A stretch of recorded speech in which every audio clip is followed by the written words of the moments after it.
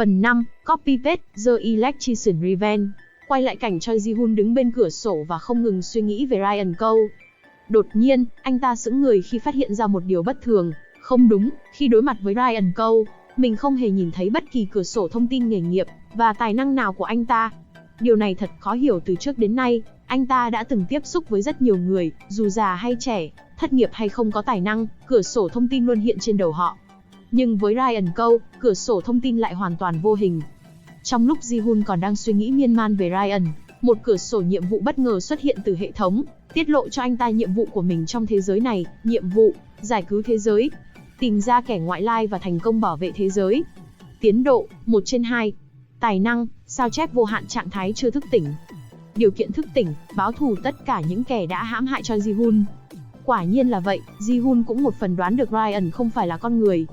Chính vì thế mà anh ta không thể nhìn thấy cửa sổ thông tin của hắn, chứng tỏ hắn ta có đủ thực lực để hủy diệt thế giới. Người này thật sự rất nguy hiểm, mình phải hết sức đề phòng, Ji-hun nghĩ. Nhưng trước hết, anh cần mở khóa giới hạn của tài năng này. Quyết định đã được đưa ra, Ji-hun lập tức bắt tay vào hành động, chuẩn bị tung ra đòn kết liễu để hoàn thành cuộc báo thù với Lee Hee-jin. Mọi thứ đã được chuẩn bị một cách hoàn hảo. Trước khi lên giường ngủ, điện thoại của Ji-hun bất ngờ reo lên, người gọi đến là Anna-ri. Reo Bosero. Chào cậu Ji-hun. Sáng mai là cuối tuần, chắc cậu sẽ rảnh nhỉ? Tôi muốn cùng cậu về ra mắt gia đình. Anh yên tâm, tôi chỉ giới thiệu với người thân trong gia đình thôi. Mối quan hệ của chúng ta vẫn sẽ được giữ kín, không ai ngoài gia đình biết được. Anh cũng có thể dẫn theo gia đình mình đến dự tiệc. Ji-ho-on thầm nghĩ, gia đình ư? Họ đã ruồng bỏ mình hơn 2 năm nay rồi. Theo như ký ức trước đây của Choi Ji-hun, dường như anh ta đã không còn xem họ là gia đình, chỉ là một đứa mồ côi. Anh ta đáp, không cần đâu, tôi sẽ đi một mình cùng cô. Được rồi, còn điều này nữa, nếu họ hỏi anh làm nghề gì thì anh cứ nói mình là một nhà môi giới. Tôi có thể giúp anh chuẩn bị một vài thứ để chứng minh thân phận. Còn về mã chứng khoán sẽ tăng mạnh ngày mai là... Cuộc trò chuyện cứ thế kết thúc, Ji-hun đã đồng ý và họ dự định sáng mai sẽ khởi hành. Sáng hôm sau, trời đẹp, những tia nắng nhẹ nhàng chiếu rọi qua khung cửa sổ. Ji-ho-on tất bật chuẩn bị trang phục để ra mắt gia đình nhà gái. Nhưng trong đầu anh lại lóe lên những suy nghĩ bất an, liệu cô ta có bỏ thuốc mê rồi đem mình bán sang Trung Quốc không? Hay sẽ bắt mình làm nô lệ cả đời? Đó chỉ là những suy nghĩ thoáng qua, nhưng để chắc ăn, Ji-ho-on mang theo vài vũ khí phòng thân kèm những viên lựu đạn khói mini mà anh đã chế tạo vài ngày trước. Chắc là chẳng ai đi ra mắt mà mang theo dao, bom, dây thừng đâu nhỉ? Anh tự nhủ. Bên dưới chung cư, tiếng động cơ của chiếc Ferrari kêu inh ỏi nhưng không kém phần sang trọng. Đậu bên dưới khu chung cư, Choi Ji-hun diện một bộ vest hào nhoáng, bước lên xe và lao vút đi. Ngồi trong chiếc siêu xe đắt tiền, Choi Ji-hun không ngừng suy nghĩ về những thông tin mà anh ta đã tìm hiểu được về Anna-ri.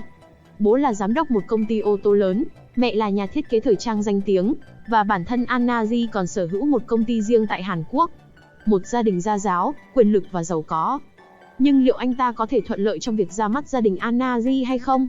Khi chiếc xe dừng lại, Anna-ri nhẹ nhàng lên tiếng, tới nơi rồi. Ji-hun bước ra khỏi xe, trước mắt anh là một tòa cao ốc uy nghi và tráng lệ. Họ khoác tay nhau như một cặp tình nhân bước vào tòa nhà. Bên trong, những bàn tiệc đã được dọn lên, chuẩn bị cho buổi tiệc bắt đầu. Đám trẻ tinh nghịch đùa giỡn trên hành lang, nhưng giữa chúng, một cậu bé nhút nhát ngồi chơi một mình với con robot trên tay. Khi nhìn thấy Anna-ri, cậu bé vui mừng chạy tới ôm chầm lấy cô. Lúc này, ánh mắt của Ji-ho-on hoàn toàn tập trung vào đứa bé. Cửa sổ thông tin mở ra, nghề nghiệp, học sinh, tài năng, psychic được hiểu là một nhà ngoại cảm, một năng lực cảm nhận mạnh mẽ, nâng cao tinh thần của người sở hữu. Đột nhiên, cậu bé quay lại nhìn Ji-hun với ánh mắt dữ tợn, nhưng ngay lập tức thay đổi thái độ, trở nên rụt rè và hỏi Anna-ri, chị ơi, người này là ai vậy? Anh ta trông đáng sợ quá. Dường như cậu bé đã cảm nhận được khí tức của một sát thủ, kèm theo đó là sự trả thù mãnh liệt cuộn trào trong tâm trí của Ji-hun. Anna-ri mỉm cười, niềm nở giới thiệu, nhóc không cần phải sợ, anh ta chính là bạn trai của chị. Cậu bé nhìn Ji-hun với vẻ ngạc nhiên, thật vậy ư? Nhưng em nhìn thấy một phần ác ý trong người của anh ta. Ji-hun tiến đến, xoa đầu cậu bé và vui vẻ nói, chào nhóc, anh là Choi Ji-hun. Em không cần phải lo, anh là một người tốt và sẽ không hại chị em đâu. Cậu bé sững sờ, bởi vế sau của câu nói dường như đã trả lời cho suy nghĩ thầm kín của cậu. Và ngay lập tức, họ bắt đầu trò chuyện bằng ý nghĩ. Anh có thể đọc được suy nghĩ của em sao? Lẽ nào anh cũng là người được chọn? Ji-hun không hiểu ý nghĩa của người được chọn, mà cậu bé nhắc đến là gì nhưng cũng một tiếng rồi thừa nhận. và họ không ngừng trao đổi, chia sẻ với nhau về năng lực này. Nhưng từ góc nhìn của Anna-ri, hai người họ lại nhìn nhau với ánh mắt sắc lạnh, như thể chỉ cần một cử động nhỏ là họ sẽ lao vào đánh nhau tới tấp. Cô ta liền mở lời để xua tan bầu không khí căng thẳng. Được rồi, hẹn gặp lại nhóc nhé. Chị sẽ dẫn anh ấy vào phòng để ra mắt với gia đình. Họ bước vào phòng, nơi bầu không khí lập tức trở nên ngột ngạt hơn khi đối diện với họ là cặp vợ chồng với thái độ nghiêm khắc và ánh mắt để phán xét. Ji-hun thân thiện mở lời, cháu chào hai bác, cháu là Choi Ji-hun, bạn trai của Anna-ri.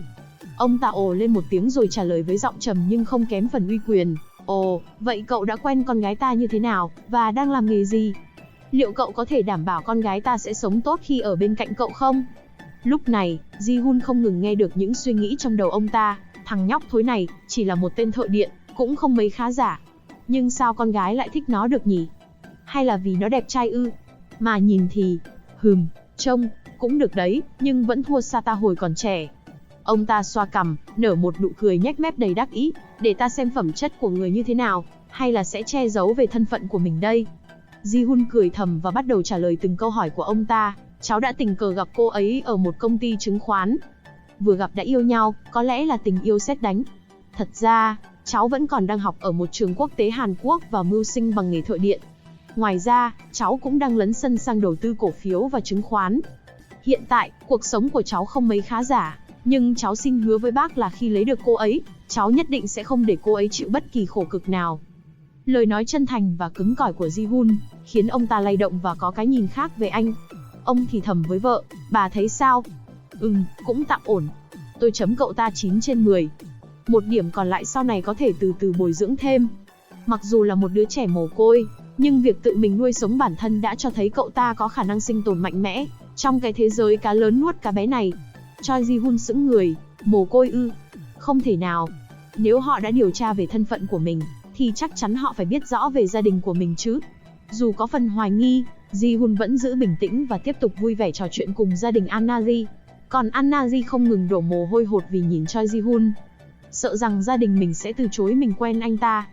Nhưng họ lại không mấy để tâm đến thân phận thấp hèn của Ji-hun. Một lúc sau, buổi tiệc chính thức bắt đầu trong không khí sôi động, với những lời chúc tốt đẹp từ người thân và họ hàng của Anna-ri. Sau bữa tiệc, Anna-ri ngỏ ý đưa Ji-hun về nhà, nhưng anh ta vội vàng từ chối. Anh biết rằng để một người phụ nữ đưa đón một người đàn ông như mình, thì có chút mất thể diện. Ji-hun liền đón một chiếc taxi rồi trở về căn hộ của mình. Lúc này, trời đã chập tối. Đứng trong thang máy, anh không ngừng phì cười khi nhớ lại cuộc trò chuyện với cậu bé ấy. Hóa ra người được chọn mà cậu bé nhắc đến chính là sức mạnh được một vị thần tối cao ban tặng. Người được chọn ấy là nhân vật chính, và nhiệm vụ của cậu ta là bảo vệ người chị họ của mình. Trong môi trường mà cậu bé sống, chỉ toàn là những kẻ độc tài, miệng nói lời hay ý đẹp nhưng trong thâm tâm lại vô cùng đồi trụy và tàn ác. Chỉ có Anna-ri là người trong sạch cả từ bên trong lẫn bên ngoài. Vừa bước đi trên hành lang, Choi Ji-hun không ngừng tự hỏi, liệu mình có phải là nhân vật chính trong một bộ tiểu thuyết nào đó không? Admin xin phép trả lời là có hoặc là không, và có thể sau này sẽ đổi nhân vật chính, vì bộ này mang tên vấn đề là ở kỹ năng. Thằng nào kỹ năng kém thì admin cho cút. Thôi không xàm xí nữa, tiếp tục với tình tiết của bộ truyện nào. Khi Ji-hun chuẩn bị mở cửa vào phòng, một cảm giác bất an mạnh mẽ ập đến. Luồng sát khí từ phía sau cánh cửa khiến anh ta ngay lập tức cảnh giác. Vì đã sở hữu tài năng nhà ngoại cảm, các giác quan của Ji-hun đã được nâng lên một tầm cao mới. Anh nhắm mắt lại, tập trung và cảm nhận toàn bộ kết cấu của khu chung cư. Bên kia cánh cửa, một tên sát thủ đang ẩn nấp, chỉ chờ con mồi xuất hiện để ra tay hạ sát. Ji-hun định rời đi nhưng đã phát giác ra một chuyện. Không đúng, vẫn còn nữa. Anh ta nhanh chóng nhận ra phía trên lẫn dưới đã bị băng nhóm sát thủ bao vây tứ phía. Trong khi đang suy tính, cánh cửa đột nhiên mở toang và một lưỡi dao sắc lạnh lao thẳng về phía anh. Ji-hun phản xạ ngay lập tức, cúi người tránh đòn tấn công đầy chết chóc. Không chút chần chừ, Ji-hun rút con dao đã chuẩn bị sẵn từ trước, lao vào cuộc đụng độ với tên sát thủ. Tiếng kim loại va chạm loang loáng trong màn đêm, khiến không khí trở nên căng thẳng tột độ. Ji-hun chém mạnh một nhát dao về phía đối thủ, nhưng hắn nhanh nhẹn né tránh, bật nhảy lên vách tường, dùng đà đâm mạnh về phía trước. Anh ta dựa vào tài năng khéo léo và nhanh nhẹn của mình, để luồn lách qua các căn phòng trong khu chung cư, tạo ra một mê cung đầy bẫy và cạm bẫy. Hắn ta bám sát sau lưng Ji-hun, nhưng từng bước đều nằm trong sự tính toán của anh. Đột ngột, Ji-hun quay người lại, rạch một nhát chí mạng vào tay của hắn. Hắn không kịp né tránh, nhát dao xuyên qua da thịt, khiến hắn ta phải lùi lại, cơn đau làm hắn khựng lại trong giây lát. Tên sát thủ gầm lên đầy giận dữ, không ngờ một thằng nhóc như ngươi lại có thể đánh ngang tay với ta và còn làm ta bị thương. Hắn cười lạnh lùng, và ngay lập tức từ trần nhà, một tấm lưới lớn sập xuống bao quanh Ji-hun. 4 tên sát thủ giữ chặt các góc, cố gắng nhốt anh lại. Nhưng Ji-hun đã nhận ra bẫy từ trước, bật người nhảy ra sau tránh thoát trong gang tấc. Không chịu thua, tên sát thủ liên tục bắn những mũi tên tẩm độc về phía Ji-hun. Anh ta nhanh chóng dùng cánh cửa làm lá chắn, rồi lấy ra những quả bom khói mini ném thẳng về phía bọn chúng.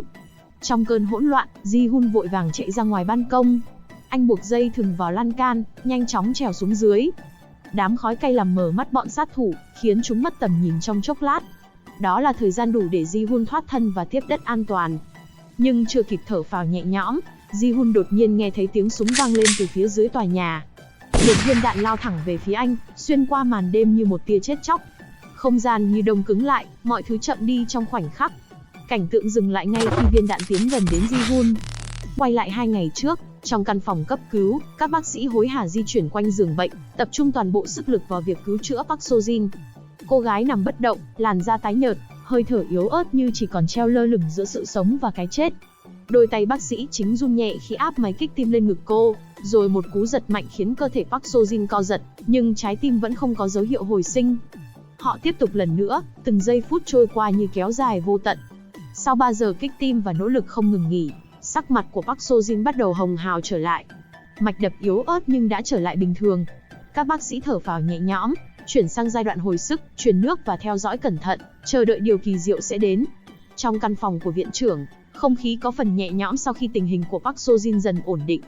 Viện trưởng, người đã trải qua bao ca khó khăn trong đời, lần này cũng không khỏi cảm thán, thật là kỳ diệu. Cô gái đó đúng là có nghị lực phi thường. Theo tôi đoán, cô ấy đã phải ngâm mình gần 3 ngày trong nước biển mà không có đồ bảo hộ nào. Việc nổi trên mặt nước suốt thời gian ấy cũng đã quá sức tưởng tượng. Chàng trai trẻ đứng bên cạnh, khuôn mặt hiện lên chút bối rối nhưng vẫn quyết định lên tiếng. Thưa viện trưởng, thật ra trong lúc cấp cứu, tôi đã vô tình chạm vào ngực cô ấy. Viện trưởng trợn tròn mắt, hỏi lại, giọng không giấu nổi sự kinh ngạc, cậu vừa nói gì cơ? À, để tôi giải thích đã. Chàng trai vội vàng trấn an, ngực của cô ấy là silicone. Viện trưởng à, tôi nghĩ cô ấy đã trải qua phẫu thuật thẩm mỹ, cùng với một thân hình cân đối và nhẹ nhàng, nhờ đó mà cô ấy mới có thể nổi liên tục trên mặt nước suốt thời gian dài như vậy. Viện trưởng bối rối, rồi không nhịn được, bật cười, thật đúng là một phát hiện đặc biệt, nhưng cậu cũng đừng có mà suy nghĩ lung tung quá đấy. Chàng trai cũng cười theo, nhưng trong ánh mắt thoáng hiện một tia tinh nghịch, viện trưởng này, hay là tôi cũng đi nâng ngực đi, biết đâu sau này có rơi xuống biển, mà không có phao cứu sinh thì còn có cái mà nổi. Viện trưởng đỏ mặt, giọng nghiêm nghị, cậu đúng là đồ ngốc, đầu óc lúc nào cũng nghĩ mấy chuyện tào lao. Thôi, biến ra ngoài để tôi còn yên tĩnh nghỉ ngơi. Chàng trai lém lỉnh bước ra, nhưng trước khi khép cửa lại, anh không quên quay đầu nói thêm, hay là ngài cũng nên cân nhắc đi, lỡ có ngày rơi xuống biển thì... Chưa kịp nói hết câu, một chiếc giày bay thẳng vào mặt anh cùng tiếng hét, cút ngay. Chàng trai hốt hoảng rút lui, để lại viện trưởng trong phòng, vừa bực mình vừa buồn cười trước sự láo lỉnh của cậu ta. Trên giường bệnh, Park Seo-jin bất ngờ tỉnh dậy như thể vừa thoát khỏi quỷ môn quan. Cô mở mắt, đầu óc chỉ còn nghĩ đến việc trả thù cho Ji-hun, kẻ đã lừa dối tình cảm của mình và bán cô cho bọn buôn người. Cô gái mượn tạm một chiếc điện thoại từ nữ y tá bên cạnh để gọi cho người thân. Ngay khi đầu dây bên kia nhấc máy, vẻ mặt cô từ cơn tức giận biến thành nũng nịu, anh nghe nè. Sao thế, nhớ anh à? Cô bật khóc, giọng nhõng nhẽo, hu hu, mấy ngày nay anh đã đi đâu vậy? Anh có biết em đã phải khổ sở như thế nào để sống đến hôm nay không? Người đàn ông bên kia đầu dây, Kang Min Suk, một doanh nhân giàu có và thành đạt tại Hàn Quốc, đang bàn chuyện làm ăn vội vàng xin rời đi để nghe điện thoại. Khi nghe tiếng khóc sướt mướt của Park Seo-jin, ông không ngừng an ủi, là lỗi của anh xin lỗi. Vì công tác ở nước ngoài nên không thể quan tâm đến em. Để anh báo cho quản lý đến hỗ trợ, em cần gì thì cứ báo với anh ta. Park Seo-jin không ngừng khóc lóc kể lể về việc bị Choi Ji-hun hãm hại. Kang Min Suk không thể giấu nổi sự tức giận, bất ngờ nói. Cái gì? Hắn ta dám đối xử với em như vậy sao? Được rồi, anh sẽ về nước ngay lập tức. Cần gì thì hãy báo cho quản lý của anh.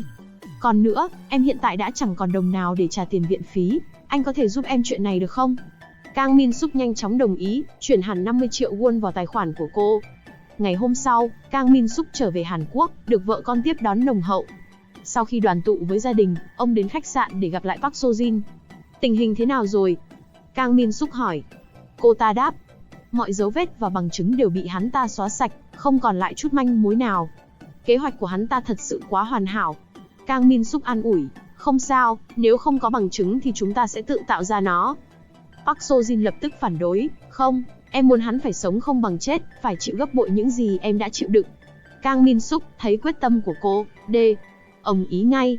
Ông ta tìm đến một băng nhóm sát thủ và thuê họ bắt giữ Choi Ji-hun. Nếu không thể, có thể trực tiếp ra tay nhưng phải thật tàn nhẫn. Oh Sang-ho, tên sát thủ lão luyện nhất Hàn Quốc, sau khi nhận được vụ làm ăn lớn, lập tức tập hợp đàn em để lên kế hoạch tiêu diệt Choi Ji-hun. Ngay khi điều tra được thông tin và nơi ở của anh ta, họ nhanh chóng hành động. Tại một khung chung cư đối diện, Oh Sang-ho dùng ống nhòm không ngừng quan sát một thanh niên leo lên chiếc Ferrari và rời khỏi khu chung cư. Ngay khi thấy anh ta rời đi, tên sát thủ lập tức lẻn vào khu chung cư. Khi hắn đang loay hoay bẻ khóa phòng của Ji-hun, bất ngờ bị một người đàn bà đeo khẩu trang và mũ che kín mặt bắt tại trận. Oh Sang-ho tự hỏi, gì chứ? Rõ ràng mình đã thuê cả khu chung cư này rồi sao còn có người quay lại? Nhưng hắn không nghĩ ngợi thêm, lập tức móc dao ra. Người đàn bà sợ hãi ngã ra sàn để lộ gương mặt của mình. Hóa ra là Lee Hee-jin, nhưng trong lúc cuống cuồng bà ta đã nhanh trí đáp lại, khoan đã, lẽ nào anh cũng muốn xử lý Choi Ji-hun? Tôi cũng muốn giết hắn nên mới vào khu chung cư này. Không thì anh xem đi. Bà ta vội mở túi nylon và lấy ra một lọ hóa chất đựng acetone peroxide, một chất hóa học gây cháy nổ. Bà ta cố gắng thuyết phục, anh thử nghĩ xem, kẻ thù của kẻ thù thì chính là bạn. Chúng ta có cùng mục đích, sao phải đấu đá lẫn nhau? Ô, được rồi, coi như tôi tha cho cô lần này, mau đi đi. Oh Sang-ho nói. Lee Hee-jin vui mừng vội vàng rời khỏi, nhưng khi quay người, Oh Sang-ho lập tức xông tới, đâm một nhát chí mạng vào lưng, khiến bà ta gục ngay lập tức. Hắn ta nở một nụ cười đầy nham hiểm. Và bài học rút ra là, một khi đã nhìn thấy những hành động của một tên sát thủ, chỉ có con đường chết, vấn đề là chết sớm hay muộn mà thôi. Sau đó, hắn ta vác xác Lee Hee-jin vào phòng Choi Ji-hun, nhét cô ta vào một chiếc tủ quần áo. Rồi ông ta khéo léo lộn phần áo bị dính máu vào trong, chỉnh lại trang phục để che giấu mọi dấu vết. Sau đó, ông vác chiếc túi nylon xuống bãi đỗ xe của khu chung cư. Oh Sang-ho cẩn thận đặt các lọ chứa acetone peroxide vào khu vực gần pin của chiếc xe điện. Hắn nhếch mép cười đắc ý, chỉ cần cậu ta khởi động chiếc xe này, dòng điện sẽ chạy qua dây dẫn và tạo ra một lượng nhiệt nhỏ. Nhiệt này làm acetone peroxide phân hủy nhanh chóng, giải phóng năng lượng lớn dưới dạng nhiệt và áp suất. Rồi cuối cùng là bùm, kiểu gì cậu ta cũng tan thành mây khói. Ôi sao ta lại thông minh đến thế này cơ chứ? Hắn tự mãn. Trong đêm đó, Oh Sang-ho đã chuẩn bị sẵn sàng, bố trí đàn em mai phục trong phòng và khu chung cư, còn bản thân chờ sẵn bên dưới. Chỉ cần Choi Ji-hun nhảy xuống, hắn sẽ cho anh ta ăn kẹo đồng và lên bàn thờ ngắm gà khỏa thân. Quay lại với diễn biến của Choi Ji-hun, anh ta đang phải đối mặt với một viên đạn xé gió bay thẳng tới. Bằng một phép màu nào đó, Choi Ji-hun thành công né được viên đạn chết chóc này. Hóa ra trong lúc anh ta trèo xuống khu chung cư, Ji-hun đã cảm nhận được sát ý của một tên đang mai phục bên dưới tòa chung cư. Anh kinh ngạc khi phát hiện ra hắn còn sở hữu cả một khẩu súng lục. Ở đất nước này, pháp luật rất nghiêm ngặt, việc sở hữu cho mình một khẩu súng đã chứng tỏ băng nhóm sát thủ này không tầm thường. Trong khoảnh khắc đó, anh ta đã dựa vào tài năng siêu năng trí tuệ và thần cơ diệu toán, ước lượng khoảng cách từ họng súng đến vị trí của mình, xác định góc bắn và dự đoán tốc độ viên đạn. Tốc độ bay của viên đạn súng lục trung bình khoảng 370m/giây, với khoảng cách và góc bắn hiện tại, thời gian viên đạn đến nơi chỉ khoảng 0,2 giây. Tận dụng khả năng nhanh nhẹn và sai kích, Ji-hun nhận ra anh chỉ cần dịch chuyển 10cm trong vòng 0,15 giây để né được đường đi của viên đạn. Anh ta tự tin rằng mình sẽ làm được. Ngay khi tiếp đất, anh ta lập tức thực hiện động tác vừa nhanh chóng vừa khéo léo, lách người thoát khỏi tầm bắn chính xác. Viên đạn sượt qua mặt anh ta, cắm phập vào một tòa nhà phía sau, tạo ra một vụ nổ lớn. Này hẳn là đạn tự chế tại Việt Nam rồi nên sức công phá mới lớn đến thế này. Oh Sang-ho kinh ngạc thầm nghĩ. Cái gì? Không thể nào, kỹ thuật của mình không thể nào bắn trực được. Rồi hắn không ngừng bắn thêm vài phát đạn về phía Choi Ji-hun. Anh ta như một cơn gió lướt qua lướt lại một cách điệu nghề, luồn lách né trách mọi viên đạn bay đến. Oh Sang-ho sững sờ, không thể tin vào mắt mình, quát lên đầy tức giận, gì chứ, cậu ta có thể né được đạn sao? Đùa kiểu gì vậy?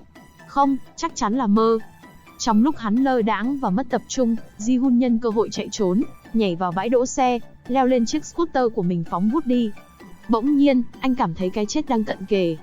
Tử thần dường như đang đứng ngay phía sau, vung mạnh lưỡi hái tử thần về phía anh. Nhận ra điều bất thường, Ji-hun kịp nhảy khỏi chiếc xe điện. Ngay sau đó, một vụ nổ mạnh mẽ và khủng khiếp diễn ra, làm chấn động cả khu vực. Mặc dù đã nhảy khỏi xe, nhưng sức ép của vụ nổ khiến anh trượt dài trên mặt đường.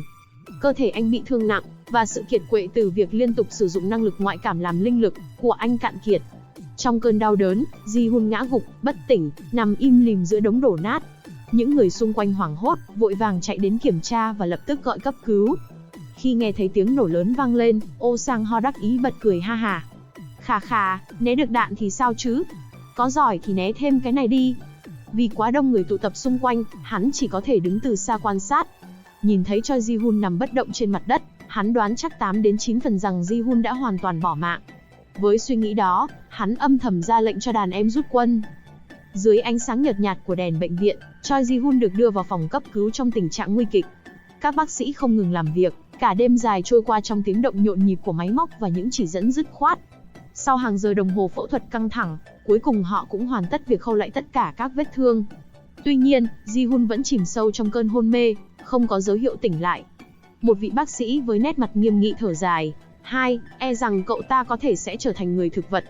Một bác sĩ trẻ hơn cố gắng xua tan không khí nặng nề. Thôi nào, chú đừng nói những điều xui xẻo vậy chứ. Anh ta còn trẻ, khỏe, chắc chắn sẽ tai qua nạn khỏi. Các cậu bớt nhiều chuyện đi. Ngài viện trưởng bước vào phòng và cắt ngang cuộc trò chuyện. Sao rồi, đã liên lạc được với người nhà của bệnh nhân chưa? Dạ thưa ngài, nhân viên y tế đã liên hệ rồi à, chắc họ cũng sắp tới rồi. Ngay sau đó, một cô gái trẻ hối hả chạy vào bệnh viện. Vẫn còn thở dốc, cô cố gắng nói, cậu ấy, sao rồi? Ngài viện trưởng, với vẻ mặt nghiêm trọng, đáp, vết thương của cậu ta rất nghiêm trọng nhưng đã qua cơn nguy kịch. Tuy nhiên, hiện tại cậu ta vẫn đang hôn mê sâu. Chúng tôi phải chờ thêm vài ngày nữa để xem liệu cậu ta có tỉnh lại không. Trường hợp xấu nhất là cậu ta sẽ mãi mãi chìm vào giấc ngủ vĩnh hằng. Nghe những lời này, trái tim Anna-ji nghẹn lại trong lo lắng và sốc.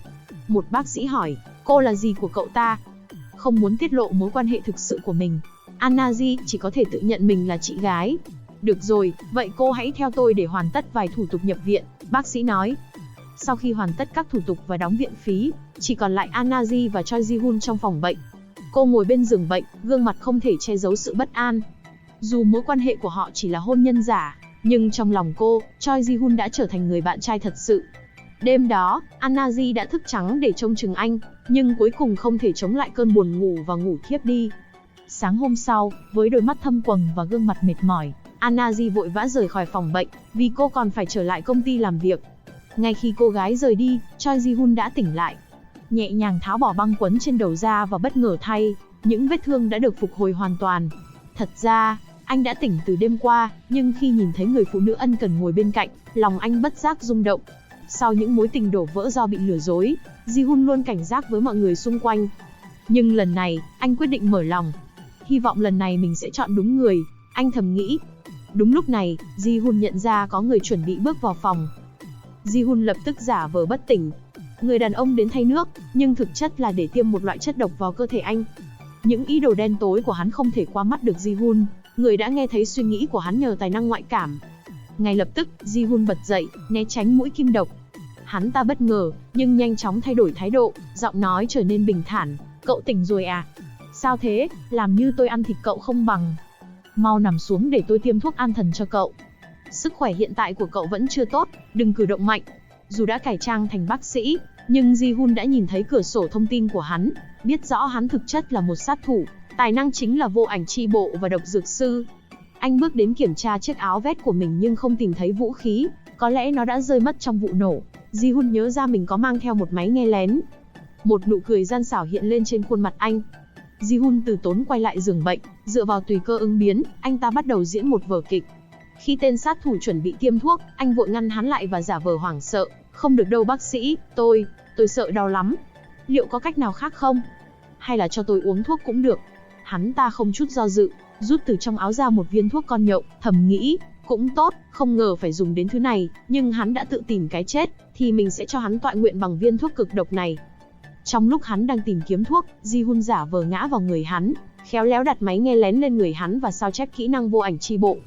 Đáng tiếc, kỹ năng copy của Ji-hun vẫn còn hạn chế nên anh chỉ sao chép được một trong hai kỹ năng. Khi đã hoàn thành, Ji-hun lập tức lật mặt, không đúng, anh không phải là bác sĩ. Người rốt cuộc là ai? Tên sát thủ nhận thấy đã bị lộ, lập tức lao đến tấn công Ji-hun. Nhưng với khả năng nhanh nhẹn và kết hợp cùng tài năng vô ảnh chi bộ, vừa được sao chép, Ji-hun dễ dàng tránh né, bật nhảy lên trần nhà một cách nhẹ nhàng. Tuy nhiên, cơ thể của anh vẫn chưa hoàn toàn hồi phục, anh ta không dám chắc sẽ có phần thắng. Nhận thấy không thể kéo dài thêm, Ji-hun hét lớn để thu hút sự chú ý của các bác sĩ và y tá. Tên sát thủ nhận ra mình đã thất bại, hắn phá toang cửa sổ và lao ra ngoài. Ji-hun vội vàng nhìn theo, kinh ngạc khi thấy hắn từ tầng 5 nhảy xuống, mà không cần bất kỳ dụng cụ hỗ trợ nào, nhưng vẫn tiếp đất an toàn và trốn thoát thành công. Trong lớp học, một nhóm học sinh tụ tập xem tin tức mới nhất. Giọng phát thanh viên vang lên. Tối ngày 2 tháng 8 năm 2025, tại khu chung cư Giang Nam, Seoul, Lee Hee-jin, cựu hiệu trưởng trường trung học quốc tế Hàn Quốc, bị sát hại. Cảnh sát cho biết cô bị đâm một nhát chí mạng vào sườn, dẫn đến tử vong.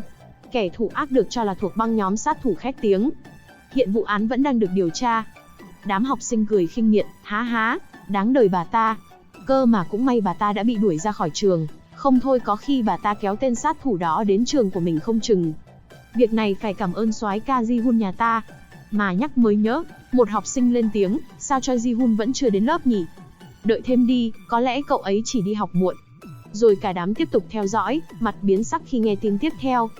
Cũng tại khu chung cư Giang Nam, Choi Ji-hun, học sinh trường trung học quốc tế Hàn Quốc, bị thương nặng do vụ nổ xe máy điện. Hiện cậu đang được cấp cứu tại bệnh viện Giang Nam. Cảnh sát nghi ngờ có ai đó đã động tay vào chiếc xe của cậu ấy.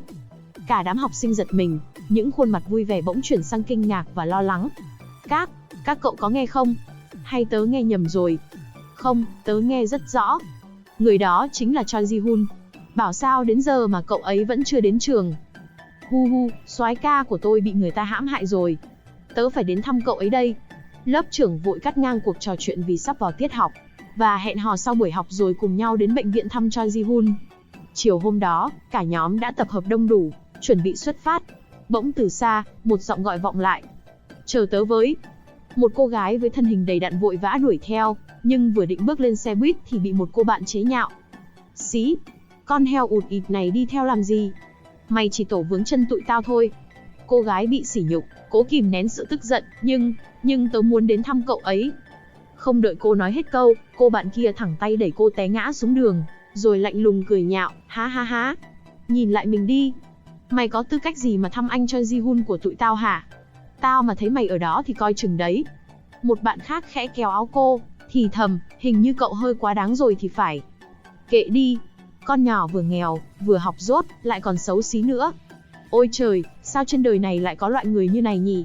Sinh ra chỉ tổ chật đất mà thôi, rác rưởi như nó, cần gì phải để ý. Thôi, đủ rồi. Lớp trưởng lên tiếng, chấm dứt sự hỗn loạn. Dù sao cô ấy cũng là bạn học của chúng ta. Cô gái bị đẩy ngã được lớp trưởng dìu lên xe buýt, và rồi chuyến xe khởi hành, mang theo không chỉ sự mong đợi mà còn cả những vết thương lòng chưa kịp lành. Lúc này, Choi Ji-hun mở điện thoại lên, cẩn thận lắng nghe những âm thanh truyền qua máy nghe lén. Đại ca, không xong rồi, hắn ta vẫn còn sống. Một giọng nói gấp gáp vang lên. Gì chứ? Oh Hang-so bất ngờ thốt lên. Nghĩ lại thì, hắn vừa né được đạn, lại sống sót qua vụ nổ lớn. Người này quả là bất phàm. Không được, tao phải gọi cho Kang Min-suk, yêu cầu ông ta đưa thêm tiền mới được. Kang Min-suk ư? Choi Ji-hun nhanh chóng tra cứu thông tin và nhận ra khuôn mặt quen thuộc. Không sai, hắn chính là Sugar Daddy của Park So-jin. Không lẽ đây là hành động trả thù cho cô ta sao? Nhưng sao hắn lại biết được? Chưa kịp suy nghĩ thêm, thông qua psychic, anh ta nghe được từ máy nghe lén rồi qua cuộc gọi của Oh Hang-so, mà có thể nghe được giọng nói từ đầu dây bên kia. Nếu là người thường thì hẳn là không thể nghe được cuộc trò chuyện này rồi. Cái gì? Hắn ta vẫn còn sống à? Giọng nói của Park So-jin vang lên đầy hoảng hốt. Em sợ quá, anh ơi. Nếu hắn đến trả thù em lần nữa thì sao? Thủ đoạn của hắn cực kỳ tàn độc và khó đoán. Nếu không diệt trừ hắn sớm, sau này hắn nhất định sẽ tìm đến chúng ta để đòi mạng. Nghe xong những lời này, Kang Min-suk đã có chút lo sợ, rồi đồng ý đưa thêm tiền cho tên sát thủ. Sau khi nghỉ ngơi hơn nửa ngày, Ji-hun cảm thấy sức khỏe đã khá hơn nhiều. Anh cùng Anna-ji đi làm thủ tục xuất viện. Nhớ lại hồi trưa, khi y tá liên hệ báo tin Ji-hun đã tỉnh lại, Anna-ji vui mừng như trúng số, lập tức quay lại bệnh viện. Nhìn thấy cô ấy quan tâm đến mình như thế, Ji-hun có chút không quen. Từ suy nghĩ đến hành động của cô đều rất chân thành. Nếu có thể sống mãi trong thế giới này, anh dự định sẽ lấy cô ấy làm vợ. Trên hành lang của bệnh viện, họ vừa đi vừa tán dốc. Sau này anh định sống ở đâu? Anna-ji hỏi.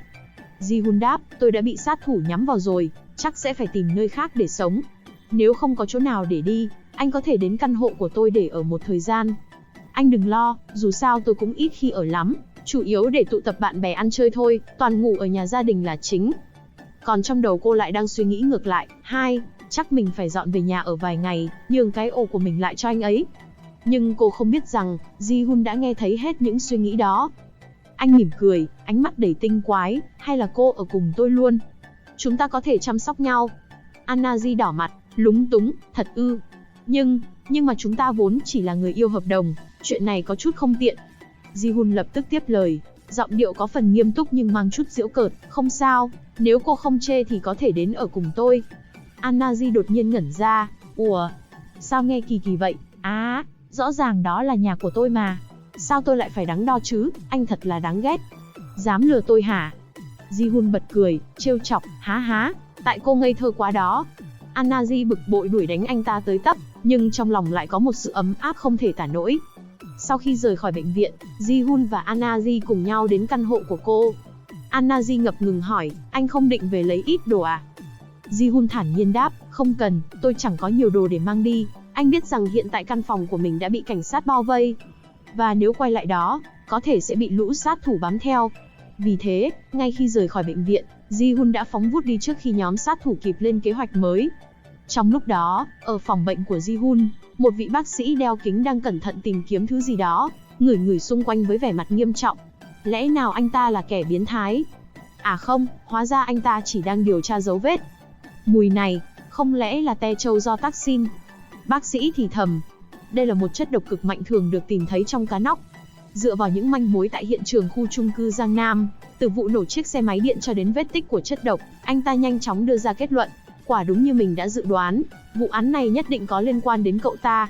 Nhưng vì trời đã tối, anh ta dự định sáng mai sẽ gặp Ji-hun. Khi chuẩn bị rời khỏi bệnh viện, một nhóm học sinh bước vào tìm Ji-hun. Đó là đám bạn thân của cậu. Anh ta niềm nở bảo rằng Ji-hun đã xuất viện cách đây vài phút, khiến đám bạn hụt hẫng mà quay về. Trời chập tối, Choi Ji-hun và Anna-ji đã đến nơi. Ji-hun bước vào, ánh mắt lập tức bị thu hút bởi một căn phòng bị khóa trái. Anh ta thắc mắc hỏi, phòng này chứa gì vậy? Anna-ji ấp úng đáp, đây là phòng riêng tư của tôi. Anh không cần phải để ý, các phòng khác thì anh có thể tự do sử dụng. Cô nghĩ thầm, mình không thể để anh ta tiếp xúc với những thiết bị vũ khí mà mình đang nghiên cứu và chế tạo. Nếu phải nói ra sự thật, hẳn là anh ta sẽ xem mình là con ngốc và chế giễu giống như cách ba mẹ mình đã làm. Ji-hun vốn đã biết Anna-ji là một hồi quy giả, có thể cô đã nắm được điều gì đó về tương lai. Anh định hỏi thẳng nhưng không muốn làm phiền cô. Anna-ji buồn bã nói, xin lỗi vì tôi không thể giúp gì cho anh, nhưng nếu anh gặp lại bọn sát thủ, hãy lập tức liên hệ với tôi. Ji-hun cảm ơn sự quan tâm của cô, nhưng anh biết rằng việc này vốn là chuyện của anh, không liên quan đến cô. Sau đó, Anna-ji rời đi với vẻ mệt mỏi, có lẽ hôm nay anh đã khiến cô phải lo lắng nhiều rồi. Còn về căn phòng bị khóa, Ji-hun cười nham hiểm. Ổ khóa thông minh, nhận diện vân tay, anh ta tự nhủ. Sau vài thao tác tinh vi, anh đã vô hiệu hóa được nó và bước vào bên trong. Căn phòng chứa đựng rất nhiều linh kiện. Một vũ khí tân tiến, hình dáng giống như một khẩu súng nhưng hoàn toàn mới mẻ đối với anh, lập tức lọt vào tầm mắt. Ji-hun đoán rằng Anna-ji đang âm thầm chế tạo vũ khí để chống lại thứ gì đó. Tạm gác chuyện này sang một bên, Ji-hun tập trung vào kế hoạch chính, diệt trừ tận gốc Park Seo-jin và Kang Min-suk. Dù trước đó anh đã cho rằng kế hoạch của mình đã rất hoàn hảo, nhưng Park Seo-jin vẫn có thể trốn thoát. Có lẽ cô ta dựa vào tài năng tùy cơ ứng biến mới có thể xoay sở, đến bây giờ. Lần này, anh dự định phải làm thật tỉ mỉ và tàn nhẫn hơn. Ji-hun bắt tay vào việc nghiên cứu tư liệu của Park Seo-jin. Và không khác gì trước đây, những thông tin đều như thế, nhưng không có dữ liệu về thời thơ ấu của cô. Anh ta cố gắng đào sâu hơn, tìm ra ngọn nguồn của Park Seo-jin. Sau một lúc, Ji-hun đã phát hiện một sự thật động trời, Park Seo-jin vốn dĩ là nam, xuất thân từ một vùng quê. Trong một lần giả gái, anh ta đã dụ dỗ được một người đàn ông giàu có để làm sugar daddy. Từ đó bắt đầu giả gái để chiêu dụ thêm nhiều kẻ khác. Khi bị phát hiện, anh ta bỏ trốn lên Seoul, Hàn Quốc, sử dụng toàn bộ số tiền kiếm được để phẫu thuật chuyển giới, và trở thành Park Seo-jin đầy nữ tính và xinh đẹp. Số tiền kiếm được đã bị đốt sạch. Để có thể kiếm thêm tiền, Park Seo-jin bắt đầu mở livestream, không chỉ để nổi tiếng, mà còn nhằm lọt vào mắt xanh của những kẻ háo sắc sẵn sàng bỏ tiền nuôi cô, đồng thời lén quay lại những clip đen tối để tống tiền họ sau này. Ji-hun tiếp tục tìm hiểu về Kang Min-suk, một doanh nhân thành đạt và giàu có, sở hữu nhiều bất động sản và trung tâm thương mại. Anh còn phát hiện Kang Min-suk đã có vợ con nhưng vẫn qua lại với Park Seo-jin. Một kế hoạch nhanh chóng hình thành trong đầu anh ta. Ji-hun nở một nụ cười tinh quái, hài lòng với những thông tin mới mẻ và sự chuẩn bị cho kế hoạch sắp tới. Sáng hôm sau, Choi Ji-hun bất ngờ nhận được một tin dữ từ công ty điện lực. Họ thông báo sa thải anh vì trong suốt một tuần qua, anh không kiếm được đồng nào. Lúc này, Ji-hun mới chợt nhớ ra rằng mình đã xin vào làm tại công ty điện lực với mục đích kiếm sống qua ngày. Nhưng từ khi tập trung vào đầu tư chứng khoán và báo thù rửa hận, anh đã gần như quên mất rằng mình là một thợ điện. Ji-hun thở dài, nhưng trong lòng lại cảm thấy không quá bất ngờ. Thôi thì dù sao cũng không định làm lâu dài ở công ty, anh tự nhủ. Với giấy phép hành nghề trong tay, anh vẫn có thể hành nghề tự do, và điều này cũng nằm trong kế hoạch lớn của anh. Buổi sáng đó, Ji-hun bước ra ngoài với vẻ ngoài của một anh thợ điện bình thường. Chiếc xe máy của anh đã không còn nữa nên chỉ còn cách đón xe buýt. Khi xe dừng lại tại một con đèo dốc, anh bước xuống xe và bắt tay vào việc sửa chữa những bóng đèn điện trên đường. Những người tham gia giao thông nhìn thấy anh nhưng không hề nghi ngờ, chỉ nghĩ đơn giản rằng anh đang làm công việc của mình. Nhưng liệu có thực sự đơn giản chỉ là sửa điện? Sau khi hoàn thành mọi việc, anh trở về và dừng chân tại một quán ăn nhỏ để nghỉ ngơi. Khi đang ngồi ăn, điện thoại của anh bỗng đổ chuông. Một số lạ hiện lên trên màn hình. Ji-hun có chút do dự, bởi số điện thoại này anh chỉ đưa cho Anna-ji, không còn ai biết cả. Nhưng anh vẫn quyết định nghe máy. Hóa ra người gọi đến là Kang Seo-jun, bác sĩ trong khoa nội soi của bệnh viện Giang Nam. Giọng nói trầm ấm của Kang Seo-jun vang lên từ đầu dây bên kia, hẹn gặp Ji-hun tại một quán trà để thảo luận về tình hình sức khỏe của anh. Ji-hun nheo mắt, tâm trí đầy suy nghĩ. Anh biết rõ rằng Kang Seo-jun không chỉ muốn nói về sức khỏe. Và anh cũng biết Kang Seo-jun chính là con trai của Kang Min-suk, kẻ mà anh đang nhắm đến trong kế hoạch trả thù của mình. Dù nhận thức được những nguy hiểm tiềm ẩn, Ji-hun vẫn quyết định đồng ý gặp mặt. Anh hiểu rằng cuộc gặp này có thể mở ra những thông tin quan trọng cho kế hoạch của anh, và điều đó khiến anh không thể từ chối. Trong một quán trà đạo yên tĩnh, Choi Ji-hun gặp mặt Kang Seo-jun. Điều khiến Ji-hun kinh ngạc hơn cả là việc Kang Seo-jun, dưới vỏ bọc của một bác sĩ phẫu thuật tài giỏi, thực ra lại là một cảnh sát chìm. Với vẻ ngoài điềm tĩnh của một bác sĩ tận tâm, Kang Seo-jun mở lời hỏi thăm, sức khỏe của cậu như nào rồi? Ji-hun lạnh lùng đáp, tạm ổn. Anh không cần vòng vo nữa. Nói thẳng đi, tôi biết mục đích thật sự của anh khi đến gặp tôi không phải là để hỏi thăm sức khỏe. Kang Seo-jun giả vờ ngạc nhiên, nào có, chắc cậu hiểu nhầm gì rồi. Ji-hun ngắt lời, đừng giả vờ nữa. Tôi biết anh là cảnh sát chìm. Nghe vậy, Kang Seo-jun sững người, rồi thừa nhận, nếu cậu đã biết thì tôi cũng không giấu nữa. Tuy không rõ bằng cách nào cậu phát hiện ra thân phận của tôi, nhưng tôi sẽ nói cho cậu một chuyện. Theo những manh mối mà tôi thu thập được, cậu có liên quan đến Park So-jin, cô gái đã trải qua giai đoạn thập tử nhất sinh cách đây vài ngày. Tôi đoán rằng cậu đã bán cô ta cho bọn buôn người và thu về một khoản tiền lớn. Dù tôi không rõ vì sao cậu lai hãm hại cô ta, tuy nhiên cô ta đã trốn thoát nhưng không chọn cách tố cáo cậu, mà lại thuê sát thủ tìm cậu. Điều đó chứng tỏ cô ta không có bằng chứng buộc tội cậu. Còn về số tiền, hẳn là cậu đã khéo léo quy đổi số tiền đó thành nhiều mệnh giá khác nhau tại các quầy hàng, nên cảnh sát không thể tra ra được gì. Tôi nói như vậy có đúng không? Ji-hun bất ngờ trước màn suy luận chính xác của Kang Seo-jun. Anh không ngờ kế hoạch trả thù thâm sâu này lại bị anh ta vạch trần dễ dàng như vậy, nhưng chỉ im lặng nghe tiếp. Và tôi đoán rằng tiếp theo, cậu dự định sẽ trả thù ba tôi nhỉ? Cậu định tố cáo tôi sao? Ji-hun lạnh lùng hỏi, anh ta vội xua tay. Không dám, dù gì thì tôi cũng không có bằng chứng nào cả. Còn về ông ta, mấy việc làm bẩn thỉu và ngoại tình của ông ta sao qua mặt được tôi, nên cậu có làm gì ông ta cũng chả liên quan gì đến tôi. Nhưng tôi cảnh cáo cậu một điều, sắc mặt Kang Seo-jun trở nên nghiêm trọng, nếu cậu dám động đến mẹ tôi sẽ không ngần ngại mà đấu với cậu đến cùng. Rồi anh ta lại thay đổi thái độ, trở nên vui vẻ khi thưởng thức trà. Ji-hun cảm thấy khó hiểu, muốn kiểm tra lời nói của Kang Seo-jun nhưng không thể đọc được suy nghĩ của anh ta. Tâm trí của Kang Seo-jun như một mớ hỗn độn, phức tạp đến mức khiến Ji-hun nghi ngờ anh ta là người tâm thần, nhưng vẻ ngoài của anh ta lại thư thái đến lạ thường. Đột nhiên, Ji-hun phát hiện mình bị mất điện thoại.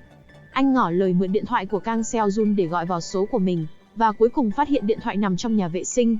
Sau một lúc nói chuyện, Kang Seo-jun cũng rời đi, để lại Ji-hun với những suy nghĩ phức tạp. Trở về nhà, Ji-hun bước vào căn phòng bí mật của Anna-ri, và bắt đầu chế tạo một thứ gì đó. Anh mày mò đến tối và cuối cùng cũng hoàn thành tác phẩm của mình. Anh ta nhìn vào màn hình điện thoại và nở một nụ cười lạnh lẽo, biết rằng thời cơ cho kế hoạch trả thù đã chín muồi. Sau khi nắm rõ được tình hình, Choi Ji-hun ngay lập tức bắt tay vào lập trình một thứ gì đó. Chỉ trong chốc lát, anh ta đã hoàn thành công việc của mình. Ji-hun lấy điện thoại ra và nhanh chóng quay số. Giọng nói khàn khàn của Kang Min-suk vang lên từ đầu dây bên kia. Ai đấy? tôi là Choi Ji-hun, anh ta đáp, giọng lạnh lùng. Ông hãy xem đoạn video tôi vừa gửi. Đó là món quà gặp mặt của tôi. Ông ta mở đoạn phim lên, nhưng hình ảnh chỉ hiện lên mờ mờ. Ông vội đeo kính vào để nhìn rõ hơn. Tuy nhiên, khi nhìn thấy nội dung, gương mặt ông lập tức biến sắc, đỏ bừng vì ngượng ngùng. Cũng may là vợ ông ta đang ngủ, và để chế độ âm thanh nếu không lại toang rồi ông giáo ạ. Đoạn clip quay cảnh ân ái giữa ông và Park Seo-jin, chất lượng Full HD không che, làm ông chết đứng. Không kịp bình tĩnh lại, Ji-hun tiếp tục, tôi muốn gặp ông tại con đèo dốc phía Bắc. Hãy đến một mình. Nếu không, đoạn video này sẽ xuất hiện trên mạng, và ông sẽ thân bại danh liệt. Kang Min-suk biết Ji-hun không phải kẻ đùa giỡn. Ông đã từng phải trả một khoản tiền lớn để xóa những clip tương tự bị phát tán. Nhưng lần này, Ji-hun lại sở hữu bản gốc không che, nên chỉ đành miễn cưỡng đồng ý cuộc gặp mặt này. Ông nhanh chóng mặc đồ vào, chuẩn bị ra khỏi nhà. Người vợ thấy lạ bèn hỏi, khuya rồi, anh còn định đi đâu? Anh có việc cần giải quyết, ông đáp cộc lốc, hôn lên má vợ và rời đi. Tuy nhiên, ông biết rõ Ji-hun nguy hiểm thế nào, nên đã gọi Oh Hang-seo đi cùng. Trên đường đi, họ bàn bạc kế hoạch. Lần này mày nhất định phải tiêu diệt được hắn ta đấy, Kang Min-suk ra lệnh. Được rồi, ông cứ yên tâm, Oh Hang-seo đáp, giọng lạnh tanh. Choi Ji-hun đứng từ xa quan sát. Chiếc xe của Kang Min-suk đến gần, ông ta bước xuống với vẻ mặt đầy giận dữ và gằn giọng chất vấn. Hóa ra mày là kẻ đã quay lén tao và là người đã phát tán đoạn clip này trên buổi live của Park Seo-jin. Nào, ông bình tĩnh nghe tôi giải thích. Đoạn phim này vốn do chính tay Park Seo-jin quay lại, nhưng tôi đã đánh cắp nó, Choi Ji-hun nói một cách bình thản. Và lý do cô ta làm như vậy, đơn giản là để nắm thóp ông. Kang Min-suk giật mình, lưng lạnh toát. Từ lâu, Park Seo-jin đã có ý đồ lợi dụng hắn. Càng nghĩ, hắn càng thấy lạnh sống lưng, nhưng lại không muốn chấp nhận sự thật này. Mày nghĩ tao có thể tin mày với mấy lời đó à? Hay đây là do chính mày quay lại, rồi tự biên tự diễn nhằm chia rẽ mối quan hệ của tao và Park Seo-jin? Choi Ji-hun biết rằng, chuyện này không thể thuyết phục được ông ta nên đã nhanh chóng đổi sang chủ đề khác. Ông cũng đã có gia đình rồi nhỉ? Nếu tôi nói cho vợ ông về chuyện ông qua lại với Park Seo-jin thì sao nhỉ? Kang Min-suk bật cười đầy đắc ý. Mày nghĩ có thể đe dọa tao chỉ bằng chuyện nhỏ nhặt đó à? Cứ thử xem nào. Trong khi hắn đang mải cười đắc thắng, Choi Ji-hun vẫn giữ vẻ điềm tĩnh, tiếp tục nói. Ngoài ra, còn có một sự thật kinh thiên động dục mà ông không hề biết. Park Seo-jin thực chất là một người chuyển giới. Trước đây là nam, nhưng đã phẫu thuật để trở thành một cô gái quyến rũ như bây giờ. Đã từng qua tay rất nhiều người đàn ông khác. Tuy nhiên họ chỉ đang bị cô ta lợi dụng, bị cô ta xem là cây ATM bằng thịt để rút tiền mà thôi. Và ông cũng là một trong số đó. Nghe đến đây, Kang Min-suk chấn động, mắt mở lớn không tin nổi. Mày nói thật ư? Sao có thể thế được? Hẳn là ông cũng đã cảm nhận được sự khác biệt ở bộ ngực silicone đó rồi nhỉ? Choi Ji-hun thản nhiên nói. Ông ta thầm nghĩ so với vợ của mình, thì quả thật ngực của Park Seo-jin có chút khác biệt. Kang Min-suk có chút ngờ vực nhưng không thể phủ nhận những gì mình đã từng cảm nhận. Hắn không nghĩ người mình đã nuôi bấy lâu nay hóa ra lại là một người chuyển giới. Choi Ji-hun nhận thấy ông ta để tâm đến chuyện này nên tiếp tục nói. Ông không định gọi cô ta đến đây để ba mặt một lời sao? Một kẻ đã lợi dụng ông suốt thời gian qua. Kang Min-suk, lòng đầy rối bời, gần như bị thuyết phục. Nhưng trước khi hắn kịp phản ứng, Oh Hang-seo từ trong cốp xe chui ra, bất ngờ tấn công Choi Ji-hun. Nhưng chuyện này anh ta đã đoán được từ trước. Người như ông ta chắc chắn sẽ không thể giữ lời. Nhanh như cắt, anh ta kịp thời né tránh viên đạn chết người và nhảy vào xe của Kang Min-suk và phóng đi. Kang Min-suk hoảng hốt hét lên, không, chìa khóa. Hắn lấy từ khi nào? Oh Hang-seo cố gắng nhắm bắn, nhưng không có cách nào xuyên qua lớp kim loại cứng cáp của chiếc xe ô tô. Tưởng chừng họ đã thất bại và Choi Ji-hun thành công bỏ trốn, nhưng không, ngay sau đó một tiếng va chạm lớn vang lên. Chiếc xe của Choi Ji-hun đâm mạnh vào rìa hẻm núi. Kang Min-suk và Oh Hang-seo vội chạy lại kiểm tra. Sao rồi, hắn chết chưa? Kang Min-suk hỏi. Oh Hang-seo kiểm tra vết thương. Đây là máu thật. Chảy nhiều thế này, nếu không cấp cứu kịp thời, hắn chắc chắn sẽ chết trong vài giờ tới. Và hiện tại, hắn đã hôn mê rồi. Kang Min-suk nhếch mép. Nhưng để chắc ăn, ông ta đã trói anh ta lại và ném vào trong cốp xe để mang đi xử lý. Trong khi đó, Oh Hang-seo vẫn đang tất bật sửa chữa chiếc xe hỏng. Bất ngờ, điện thoại của Kang Min-suk đổ chuông. Park Seo-jin gọi đến với giọng đầy phấn khích, anh bắt được hắn ta rồi hả? Kang Min-suk, dù đầy thắc mắc, vẫn thừa nhận. Mà sao em biết nhanh thế?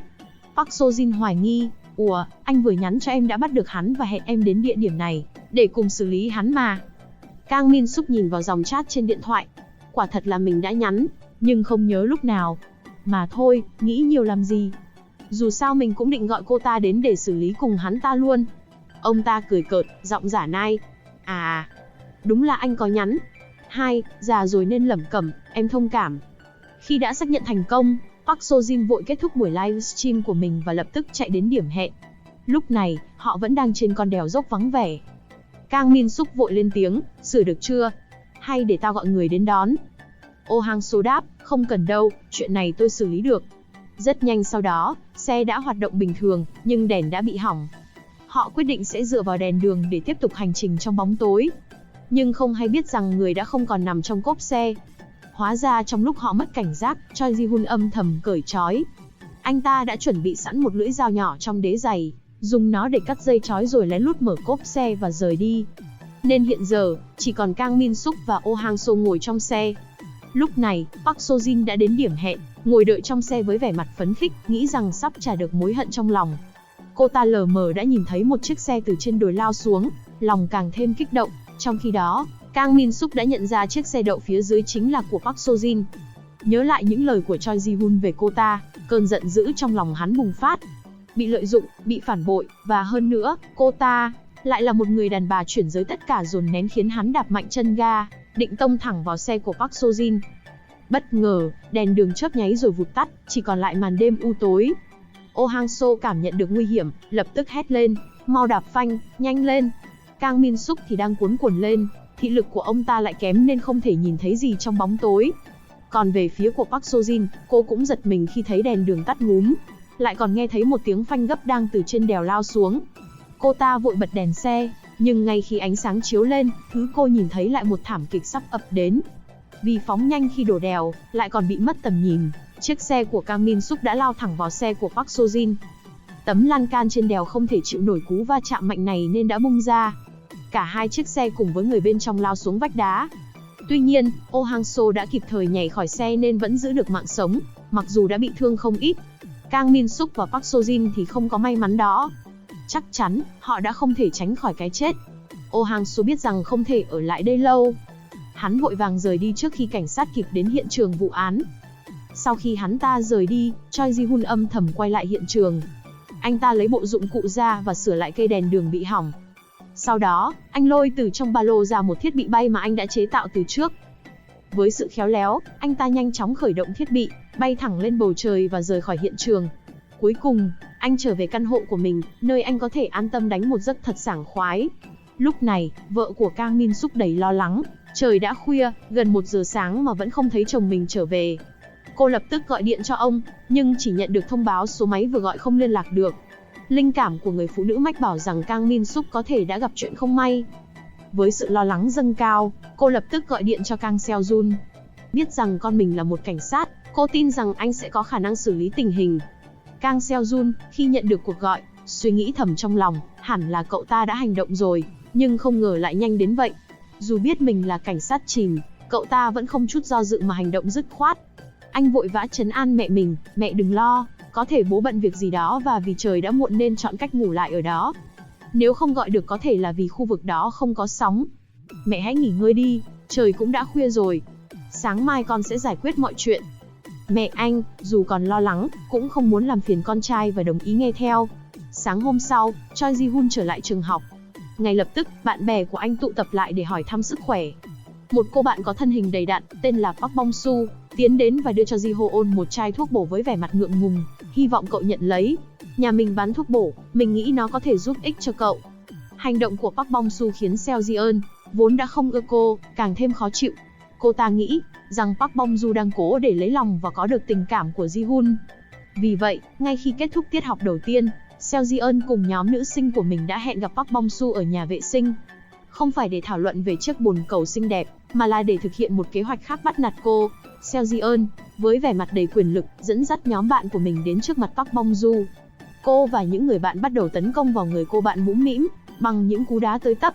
Seo Ji-eun nghiến răng, dằn từng từ, đây là cảnh cáo lần cuối. Nếu mày dám lại gần Choi Ji-hun của tao thêm một lần nào nữa, thì hãy chuẩn bị cho việc không bao giờ thấy mặt trời mọc vào ngày mai đi. Sau đó rời đi, để mặt Park Bong-su nằm co ro một mình trong nhà vệ sinh. Nhưng không thể cứ ở mãi trong nhà vệ sinh được. Park Bong-su cố gắng lết thân hình mập mạp của mình về phía bồn rửa. Cô lau khô những giọt nước mắt còn đọng trên má. mặc lại chiếc áo thật chỉnh tề, hít một hơi thật sâu để lấy lại bình tĩnh. Khi đã sẵn sàng, cô bước ra khỏi phòng vệ sinh, quay trở lại lớp học để chuẩn bị cho tiết học thứ hai. Khi Ji-hun nhìn thấy cô đầy đau đớn, anh ta định chạy lại hỏi thăm, nhưng Park Bong-su quát lớn, cậu tránh ra, đừng lại gần tôi. Ji-hun ngạc nhiên và không hiểu chuyện gì, nhưng đã nhanh chóng hiểu ra mọi thứ sau khi đọc lại ký ức của Park Bong-su. Sau buổi học, anh âm thầm theo cô về nhà và biết được hoàn cảnh của Park Bong-su, nhà bán thuốc nhưng không mấy khá giả, lại còn chẳng có tài cán gì. Anh nhìn thấy cô như nhìn thấy mình trong quá khứ và cảm thấy đồng cảm. Khi vào quán thuốc, bà chủ hỏi, cậu muốn mua gì? Ji-hun vội đáp, không, cháu là bạn của Park Bong-su. Người phụ nữ ngạc nhiên nhưng cũng mừng thầm, tự hỏi liệu con gái mình đã có bạn trai mà không nói với bà. Ji-hun cảm thấy hơi xấu hổ nhưng không thể nói ra, vì đó chỉ là suy nghĩ trong đầu bà chủ. Người phụ nữ nhanh chóng kéo anh vào phòng của Park Bong-su để có không gian riêng tư. Khi thấy Ji-hun, Park Bong-su sững sờ, cậu, sao cậu lại đến nhà tôi? Cô vừa mừng vừa lo vì nghĩ đến lời đe dọa của Seo-jeon. Ji-hun trấn an, đừng lo, Seo-jeon không biết chuyện này đâu. Nhưng sao cậu lại biết tôi lo lắng về cô ta? Park Bong-su hỏi. Ji-hun không đáp. Trước đây, anh đã thấy cửa sổ thông tin của cô không có bất kỳ tài năng nào. Anh tự hỏi nếu mình dùng khả năng sao chép của mình để thêm kỹ năng vào cửa sổ của Bong-su thì sao nhỉ? Không chút do dự, anh chạm ngón tay vào trán cô, và ngay lập tức, một cảm giác đầy thư thái và minh mẫn ập vào người cô gái. Cửa sổ thông tin của Park Bong-su lập tức được cập nhật, nghề nghiệp, học sinh, tài năng, siêu năng trí tuệ. Chuyển cảnh, Choi Ji-hun trở về căn hộ, và khi vừa mở cửa, anh đã thấy Anna-ji đứng đó, đôi mắt lạnh lùng, thái độ cộc cằn. Cô chất vấn anh ta liên tục, buộc tội anh đã vào căn phòng bí mật của cô. Ji-hun không hề ngạc nhiên. Anh đã tính trước mọi khả năng, bao gồm cả việc bị phát hiện. Anh bình tĩnh đối diện, thừa nhận mình đã vào căn phòng đó. Đồng thời anh ta cũng tiết lộ bản thân đã biết việc Anna-ji đã được tái sinh trở về từ tương lai. Lời nói của Ji-hun như một nhát dao cắm sâu vào tâm trí của Anna-ri. Cô sững sờ, bối rối nhìn anh. Làm sao, anh biết được chuyện đó? Anh ta mỉm cười, nụ cười lạnh lùng, đôi mắt ánh lên vẻ điềm tĩnh bí ẩn. Tôi có cách riêng của mình, anh nói. Nhưng giờ đây, tôi muốn nghe từ cô. Cô đã trải qua những gì trong tương lai đó? Anna-ji cắn chặt môi, cố gắng giữ bình tĩnh, nhưng ký ức tàn khốc của tương lai mà cô đã sống lại ập đến. Cô bật khóc, giọng nói run rẩy nhưng kiên quyết. Hắn ta, không ai khác ngoài Ryan Câu, kẻ đã dẫn dắt học viện tối thượng lên một chiếc phi thuyền khổng lồ. Bọn họ đã phản bội lại nhân loại và không ngừng hủy diệt thế giới. Gia đình tôi, tất cả đều đã mất trong thảm kịch đó. Ji-hun im lặng lắng nghe, mỗi lời nói của Anna-ji như một mảnh ghép quan trọng trong bức tranh phức tạp mà anh đang cố gắng hoàn thiện. Anna-ji tiếp tục, khi tôi trở lại, tôi đã vội vã chạy về nhà, khóc nức nở ôm chồng lấy cha mẹ, kể cho họ nghe tất cả những gì tôi đã trải qua. Nhưng họ chỉ cười cợt và cho rằng tôi bị ảo tưởng. Cô dừng lại, đôi mắt đỏ hoe, nhưng ánh lên sự quyết tâm. Biết rằng mình không thể thuyết phục họ. Cô chỉ có thể tự mình gánh vác trọng trách này. Điều đầu tiên Anna-ji phải làm là cần có được nguồn tài chính lớn để tập trung cho việc nghiên cứu và phát minh vũ khí máy móc chống lại học viện tối thượng. Vì trước đây, cô đã từng đầu tư cổ phiếu, tuy đã kiếm được chút lời nhưng không nhiều. Nhưng lần này thì khác, với những ký ức còn đọng lại từ tương lai, nên biết chính xác mã cổ phiếu nào sẽ tăng mạnh vào ngày hôm đó. Cô đã vào công ty chứng khoán mở tài khoản và khi bước ra, cô tình cờ nhìn thấy Choi Ji-hun, người không hề xuất hiện trong quá khứ của cô tại thời điểm đó. Tưởng rằng anh cũng sẽ như họ, sẽ cười nhạo cô vì câu chuyện viễn tưởng này, nhưng Choi Ji-hun hoàn toàn tin tưởng vào những lời nói đó. Anh hứa rằng bản thân sẽ cố hết sức để giúp cô hoàn thành sứ mệnh của mình. Nhưng trong lòng anh biết rõ đó cũng chính là nhiệm vụ cuối cùng mà mình cần phải đối mặt trong thế giới này. Anna-ji, trong lòng ngập tràn hy vọng, cảm thấy mình đã tìm được người đồng hành xứng đáng. Cô bắt đầu tiết lộ về căn phòng bí mật của mình, nơi cô đã cố gắng mô phỏng lại những vũ khí mà cô đã thấy bọn họ sử dụng, nhưng cô không có cách nào hoàn thành chúng. Không ngờ rằng, Choi Ji-hun đã dễ dàng hoàn thiện cánh bay và ván bay. Cô kinh ngạc hỏi anh làm thế nào, nhưng Ji-hun chỉ mỉm cười, không muốn giải thích. Anh nhớ lại kỹ năng đặc biệt của mình, có thể dán tài năng cho người khác. Với một động tác nhẹ nhàng, anh điểm vào trán Anna-ji, chia sẻ với cô tài năng siêu năng trí tuệ khiến cô bất ngờ và kinh ngạc, cảm giác như mình vừa được khai sáng. Những ý tưởng và giải pháp mới mẻ bắt đầu tuôn trào trong đầu cô, như một dòng suối không ngừng chảy. Ngay lập tức, Anna-ji lao vào công việc, quyết tâm hoàn thiện những món vũ khí còn đang dang dở. Thấy Anna-ji tập trung như vậy, Ji-hun cũng yên tâm mà rời đi, để lại không gian cho cô làm việc. Bất ngờ, Ji-hun nhận được cuộc gọi từ Kang Seo-jun, hẹn gặp anh ta tại con đèo dốc phía bắc để nói chuyện. Anh ta nhanh chóng đoán ra việc Kang Seo-jun đã giải mã được vụ án. Nhưng điều khiến anh bất ngờ hơn là, chỉ trong vòng một ngày mà đã có thể tìm ra được đáp án. Tuy nhiên, anh vẫn đồng ý gặp mặt, vì anh ta đang nhắm đến tài năng suy luận thần sầu của Kang Seo-jun. Ở lần gặp trước đây, kỹ năng này đã đạt đến giới hạn, khiến Ji-hun không thể sao chép được. Nên lần này anh quyết tâm sẽ lấy được chúng, đồng thời cũng không quên chuẩn bị một vài thứ để đối phó với Kang Seo-jun. Sau đó anh ta thay một bộ đồ mới, và mượn chiếc xe của An-nari để đi đến điểm hẹn. Khi đến nơi, anh thấy Kang Seo-jun đã đứng đợi sẵn trên đèo. Kang Seo-jun quay lại, cười xã giao và nói bâng quơ về vụ án đêm qua. Hai cái xác đã bị cháy đen, nhưng vẫn có thể xác định được danh tính. Đó là Park Seo-jin và Kang Min-suk. Cảnh sát nhanh chóng điều tra và kết luận đây là một tai nạn bất ngờ. Cái chết của ông ấy đã khiến mẹ tôi phải chịu một đả kích lớn, nhưng vẫn còn có tôi ở bên cạnh nên phần nào an ủi được bà ấy bình tĩnh lại. Kang Seo-jun bỗng trở nên nghiêm túc, giọng anh lạnh lùng, thế nhưng tôi lại không nghĩ như vậy. Tôi đang nghi ngờ cậu, Choi Ji-hun, có liên quan đến vụ án lần này. Mặc dù trước đây chỉ là suy đoán của tôi, nhưng nó lại diễn ra giống như tôi dự liệu. Nhìn bề ngoài, ai cũng sẽ nghĩ rằng đó là một vụ tai nạn bình thường. Nhưng theo những manh mối mà tôi đã thu thập được, bên trong chiếc xe của ba tôi, có tới tận 2 vết máu. Một là của ông ta, cái còn lại, mặc dù đã được lau qua nhưng vẫn còn tồn đọng lại bên dưới yên xe. Tôi cũng đã tiến hành xét nghiệm, nhưng nó lại không trùng khớp với nhóm máu của Park Seo-jin hay là của cậu. Phía trên con dốc, tôi còn phát hiện một vết tông vào vách đá vẫn còn mới, như vừa xảy ra trong đêm đó. Và việc cậu mượn điện thoại của tôi để tìm điện thoại của mình. Từ tất cả những manh mối này, tôi có thể suy luận ra quá trình gây án của cậu. Đầu tiên, cậu đã cài vào điện thoại của tôi một loại virus rất mạnh, đủ để vượt qua hệ thống bảo mật. Sau đó, nó thâm nhập vào điện thoại của Kang Min-suk, thông qua đoạn chat và cuộc gọi thoại của tôi với ông ta, từ đó kiểm soát được toàn bộ tin nhắn và cuộc gọi. Cậu hẹn ông ấy đến địa điểm này, rồi gửi một tin nhắn giả đến Park Seo-jin, khiến cô ấy đến điểm hẹn dưới đèo.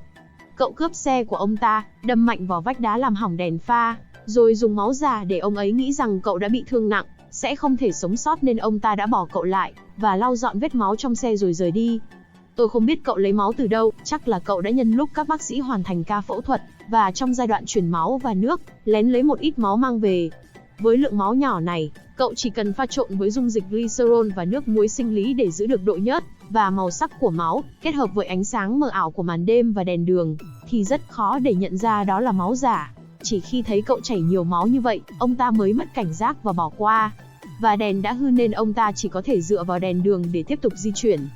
Nhưng khi xuống dốc, đèn đường bất ngờ tắt, khiến ông ta choáng và mất tầm nhìn.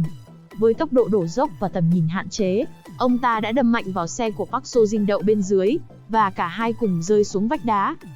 Seo-jun dừng lại một chút, ánh mắt đăm chiêu. Tuy nhiên, tôi không tìm ra được bằng chứng rõ ràng cho điều này. Đèn đường mặc dù có thể đã được sửa chữa vào hôm nay, nhưng điều này không thể dùng làm bằng chứng. Việc kiểm tra và bảo dưỡng hàng ngày là bình thường. Và vụ án có thể đã xảy ra khoảng 22 giờ đêm, nhưng camera của một quán ăn lại ghi lại hình ảnh cậu ngồi ăn khuya ở đó, lúc 22 giờ 10 phút. Nếu cậu dùng phương tiện giao thông để trở về thành phố, thì sẽ bị camera giám sát quay lại, còn đi đường vòng thì mất hơn 30 phút để quay lại. Tôi đã kiểm tra và không phát hiện dấu vết bị hack. Cứ như thể cậu có thể mọc cánh mà bay khỏi hiện trường vậy. Ji-hun cười lớn, giọng đầy chế nhạo, ha ha, cậu xem nhiều phim viễn tưởng quá rồi. Thôi thì, tôi định ngày mai sẽ mang cái này đến cảnh sát, nhưng vì cậu đã hẹn tôi ra đây, tôi sẽ cho cậu xem trước. Đó là một đoạn video được trích xuất từ camera giám sát, ghi lại cảnh tượng đêm qua. Trong khoảnh khắc, xuất hiện bóng hình của một người đàn ông nhảy từ xe của Kang Min-suk. Vì trời tối nên không thể nhìn thấy được mặt của hắn ta, nhưng Ji-hun đã đối mặt nhiều lần với hắn ta, nên biết được danh tính thật sự của ông ta. Oh Hang-so chính là kẻ mà anh đã gặp, và sao chép tài năng ngay khi lần đầu đặt chân đến thế giới này. Anh ta cầm thêm một bức hình chụp chân dung người đàn ông làm việc ở bãi rác, và cho biết hắn ta chính là người trong đoạn video, và là tên sát thủ khét tiếng nhất Hàn Quốc, mà Kang Min-suk đã thuê.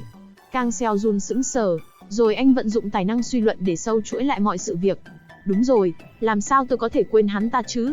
Tôi biết ba tôi đã thuê một sát thủ, nhưng không thể tìm ra danh tính. Đội điều tra của tôi đã theo dấu vết mà hắn để lại suốt 1 tháng nay mà không tìm được manh mối nào. Hóa ra xa tận chân trời mà lại gần ngay trước mắt, nếu tôi không chuyển sự chú ý lên người cậu. Có lẽ đã tập trung điều tra tên sát thủ này rồi. Như vậy thì mọi chuyện đã hợp lý hơn rồi. Hắn chỉ cần hẹn ba tôi đến đây, đe dọa ông ấy gọi Park Seo-jin đến điểm hẹn, rồi đánh ngất ông ta đặt vào trong xe. Rồi chỉ việc đạp mạnh chân ga, tông mạnh vào xe của cô ta, sau đó lập tức nhảy khỏi xe và tẩu thoát. Chuyện này coi như ông ta tự làm tự chịu vậy. Đồng thời không quên cảm ơn Choi Ji-hun, vì đã giúp cậu ta phá được vụ án lần này. Khi chuẩn bị rời đi, Kang Seo-jun bỗng dừng lại, ánh mắt sắc lạnh quay lại nhìn Ji-hun. Nhưng mà, làm sao cậu có được đoạn clip này? Seo-jun hỏi với vẻ nghi hoặc. Ji-hun mỉm cười chỉ tay về phía một chiếc camera giao thông được giấu kín trên vách núi. Kang Seo-jun ngỡ ngàng, không thể tin vào mắt mình. Anh cười lớn. Trời ạ, không ngờ chính phủ lại hào phóng đến thế. Lắp đặt cả camera ở nơi hẻo lánh như thế này, lại còn giấu kỹ đến mức tôi và cảnh sát cũng không hề hay biết. Vậy mà cậu có thể tìm ra được, bái phục bái phục. Sau đó, Seo-jun lên xe và rời đi, nhưng trong lòng vẫn còn chút hoài nghi về Ji-hun. Khi lái xe xuống đèo, anh thầm nghĩ, nếu thật sự tồn tại một người có thể sắp đặt mọi thứ hoàn hảo, và không để lại bất kỳ sơ hở nào như thế này, thì tốt nhất nên làm bạn hơn là trở thành kẻ thù. Kẻ như vậy, thật không đáng để đối đầu. Và thế là Choi Ji-hun thành công đổi trắng thay đen, đổ hết mọi tội lỗi của mình lên đầu Oh Sang-ho. Tuy nhiên, ngay sau đó, anh lại trở nên tức giận, gồng cơ mặt lên và chửi lớn. Cái kỹ năng chết tiệt này, sao nó lại bị hạn chế nữa rồi? Hóa ra, anh vẫn chưa thể sao chép được hai tài năng của Kang Seo-jun, suy luận thần sầu và nghệ nhân dao kéo. Có lẽ anh đã sử dụng hết lượt sao chép để chia sẻ tài năng siêu năng trí tuệ cho Park Bong-su và Anaji. Ôm cục tức, anh trở về nhà và thấy Anaji vẫn đang say sưa làm việc. Anh đã đề nghị cô ở lại, nhưng cô thẳng thừng từ chối. Cũng đúng thôi, con gái nhà lành đâu thể dễ dàng chấp nhận sự tiện nghi như vậy, thế mà anh ta lại cứ 5 lần 7 lượt dụ dỗ cô ở lại ngủ cùng, không biết là có ý đồ gì đây. Sau một lúc thì cô cũng ra khỏi phòng và rời đi. Kết thúc một chuỗi ngày đầy vất vả. Sáng hôm sau, báo chí đưa tin cảnh sát đã bắt giữ Oh Hang-so, hung thủ trong vụ án tai nạn trên đoạn đèo Giang Nam. Ngoài ra họ còn phát hiện hắn chính là kẻ cầm đầu nhóm sát thủ đang làm mưa làm gió suốt mấy tháng qua trong thành phố. Vụ việc nhanh chóng được giải quyết, trả lại sự bình yên cho Hàn Quốc, sau khi xử lý triệt để những kẻ từng sỉ nhục và hãm hại mình. Mục tiêu tiếp theo mà anh ta muốn nhắm đến chính là gia đình của Choi Ji-hun. Những người đã nhẫn tâm vứt bỏ anh ta mà không hề do dự, cũng chẳng một lần liên lạc hay có ý định tìm kiếm suốt 2 năm qua. Đúng lúc này, thầy chủ nhiệm bước vào lớp và cho họ biết rằng, chỉ còn vài tuần nữa thôi là kỳ thi cuối cấp sẽ được diễn ra. Từ giờ họ phải chạy nước rút để hoàn tất những chương trình giảng dạy, và ôn tập thật kỹ lưỡng để chuẩn bị cho kỳ thi sắp tới. Một buổi học căng thẳng và mệt mỏi cứ thế trôi qua và kết thúc. Ji-hun bước lên một chiếc xe buýt, nhưng thay vì trở về nhà, anh lại hướng đến ngôi nhà xưa, nơi mà anh ta từng gọi là nhà. Và tất nhiên, Ji-hun không có ý định đến đó chỉ để hỏi thăm sức khỏe của họ. Ắt hẳn là để điều tra và chuẩn bị cho một kế hoạch trả thù tiếp theo. Khi đến nơi, anh bất ngờ nhận ra nơi từng là mái ấm của mình, giờ đã biến thành một quán ăn vặt nhộn nhịp. Càng ngạc nhiên hơn, người đang đứng trong bếp chính là chị gái anh, Choi Mire. Anh bước vào quán, gọi một tô tteokbokki. Khi Mire mang món ra, cô sững lại, đôi mắt mở to ngạc nhiên khi nhận ra Ji-hun. Cô ta ấp úng hỏi, em là Choi Ji-hun sao? Anh nhẹ nhàng đáp lại, vâng, là em đây. Nhưng thay vì vui mừng, Mire đột nhiên tức giận, bật khóc nức nở. Em còn trở về đây làm gì? Muốn vơ vét thêm thứ gì nữa à? Cô vừa khóc vừa kể lể, khiến Ji-hun không khỏi ngớ người, không hiểu chuyện gì đang xảy ra. Anh thắc mắc hỏi, không phải chính cha mẹ và chị đã đuổi em ra khỏi nhà 2 năm trước sao? Cha mẹ ư? Mire cười lớn, tiếng cười vang lên giữa không gian quán ăn nhưng lại đầy bi thương và oán hận. Em còn có tư cách gì gọi họ là cha mẹ khi chính tay em đã gián tiếp giết chết họ? Những người trong quán bắt đầu tò mò, tất cả vểnh tai lên hóng hớt câu chuyện đầy kịch tính. Một vài người hàng xóm, những người từng sống gần gia đình Ji-hun, lắc đầu than thở, ai ra, tội nghiệp cô gái trẻ. Học giỏi, thi đỗ vào trường luật, tương lai đang rạng ngời. Nhưng tất cả đều bị thằng em trai bất hiếu phá nát. Họ không ngừng luyên thuyên kể lại câu chuyện đau lòng từ 2 năm trước. Gia đình ông Choi Jong-wook lúc đó đã xảy ra lục đục lớn, khi thằng con trai bất hiếu lén lấy hết tài sản của họ rồi bỏ trốn. Vì là đứa con trai duy nhất trong nhà, nên họ đã không báo cảnh sát mà tự mình xử lý. Nhưng vì không đủ tiền để trang trải cuộc sống, người chị phải nghỉ học, từ bỏ tương lai sáng ngời phía trước, bươn trải kiếm sống qua ngày. Cha mẹ già yếu dần dần cũng không chống chọi nổi với nghèo khó, họ ra đi thanh thản, để lại một cô gái hiếu thảo đơn độc mưu sinh. Vì thương xót cho mảnh đời bất hạnh, cả xóm đã chung tay góp tiền giúp cô xây nên một quán ăn nhỏ. Nhờ đó, cô mới có việc làm để tự nuôi sống bản thân. Nghe xong câu chuyện bi thảm này, ai nấy đều đồng cảm và thương xót cho cô gái. Ngay sau đó, những ánh mắt sắc lẹm, đầy giận dữ đổ dồn về phía Ji-hun, kẻ bị coi là đứa con trai bất hiếu, chiếm đoạt tài sản gia đình rồi bỏ trốn. Một người đàn ông giọng đầy mỉa mai, nhìn thằng này xem, ăn mặc bảnh bao, tóc tai chải chuốt. Chắc sống sung túc lắm nhỉ? Vậy mà giờ còn mò về đây làm gì? Định chiếm nốt cái quán này sao? Một người khác lên tiếng, cô gái trẻ à, cứ yên tâm, có chúng tôi ở đây, hắn không làm gì được cô đâu. Lại có người thắc mắc, cô từng học luật mà, sao không kiện hắn ra tòa? Choi Mire khẽ lau nước mắt, giọng điệu đầy đáng thương, sao tôi có thể làm điều tàn nhẫn như vậy? Dù sao em ấy cũng là em trai ruột của tôi, người cùng một nhà, hà cớ gì phải đẩy nhau ra tòa. Nếu kiện tụng, cuộc đời em ấy sau này sẽ còn thê thảm hơn cả tôi. Tôi không muốn làm điều đó. Lời nói của Mire khiến mọi người xúc động. Một người đàn ông lớn tuổi khuyến khích, cô gái tốt bụng quá. Chúng ta phải giúp cô ấy. Nếu cần, chúng ta sẽ quyên góp tiền để thuê luật sư giỏi nhất giúp cô đòi lại công bằng. Đúng đó, đám đông hùa theo bênh vực cho cô gái. Trong khi đó, Ji-hun lại chẳng hiểu cái mô tê gì, ánh mắt sững sờ không thốt nên lời. Anh định lên tiếng giải thích, nhưng đã bị những lời chỉ trích xối xả lấn áp giọng nói của anh ta. Một số người thậm chí đã xúm lại, chuẩn bị dùng bạo lực để giải quyết. Nhận thấy tình hình không thể kiểm soát, Ji-hun đành phải nhanh chóng rời khỏi quán ăn dưới ánh nhìn khinh miệt của mọi người xung quanh, và nụ cười nhếch mép của Mire. Trở về nhà, anh ta cố gắng bình tĩnh và sắp xếp lại mọi chuyện. Tất nhiên anh ta không hề tin hoàn toàn vào những lời kể đó, bởi vì anh đã nhìn thấy cửa sổ thông tin của Choi Mire. Nghề nghiệp, quân sư, tài năng, quán quân Taekwondo, ma trận thao túng, bộ óc vạn năng và thần nhãn. Chính vì điều đó mà anh ta dám chắc rằng nghề nghiệp hiện tại của Choi Mire là giả. Và có lẽ cô ta đã dùng tài năng ma trận thao túng, để thao túng tâm lý những người xung quanh, kiểm soát toàn bộ tư duy và nhận thức của họ. Nhưng có một điều khiến anh lo lắng hơn nữa là thông tin về ba mẹ của Choi Ji-hun. Họ đã qua đời 2 năm trước, điều này lý giải việc họ không tìm kiếm anh trong suốt thời gian đó. Ngay lập tức, Ji-hun bắt tay vào việc tra cứu các tư liệu của gia đình Choi Jong-wook.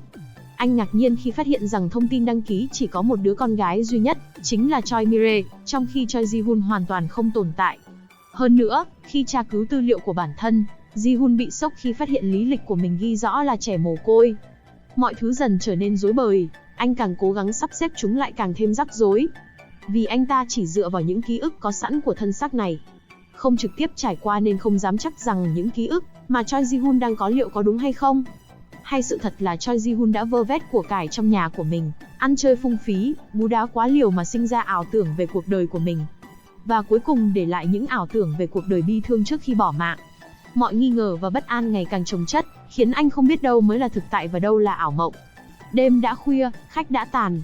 Trong không gian yên tĩnh, Choi Mire chậm rãi đóng cửa quán ăn và bước vào phòng. Sau khi chắc chắn không còn ai theo dõi, Mire cởi bỏ y phục thường ngày và nhanh chóng thay vào bộ chiến giáp đặc biệt, ôm sát cơ thể. Bộ giáp này làm từ vật liệu nhẹ nhưng vô cùng bền chắc, có khả năng chống đạn và chịu được các tác động vật lý mạnh. Cô nhẹ nhàng mở tấm ván ẩn dưới sàn, nhảy xuống một chiếc thang máy bí mật, thao tác nhanh nhẹn trên bảng điều khiển, và nó bắt đầu di chuyển thẳng xuống lòng đất. Cánh cửa thang máy trượt mở, hiện ra trước mắt chúng ta lại là một căn cứ quân sự ngầm rộng lớn được chiếu sáng bằng hàng loạt đèn LED hiện đại. Các bức tường được ốp bằng kim loại đen bóng, phản chiếu ánh sáng xanh lam lạnh lẽo, tạo nên bầu không khí vừa công nghệ vừa bí ẩn. Dọc theo các bức tường là hàng loạt bảng điều khiển và màn hình hiển thị, chạy các thông tin mã hóa và sơ đồ chiến thuật. Mire bước tới một cánh cửa sắt khổng lồ, được bảo vệ bằng công nghệ tiên tiến nhất. Cô đặt tay lên cảm biến xác thực vân tay và mắt, một tia sáng xanh quét qua người cô. Cánh cửa từ từ được mở ra, bên trong là một đội quân tinh nhuệ đang luyện tập, trang bị đầy đủ, nhanh chóng hiện ra trước mắt.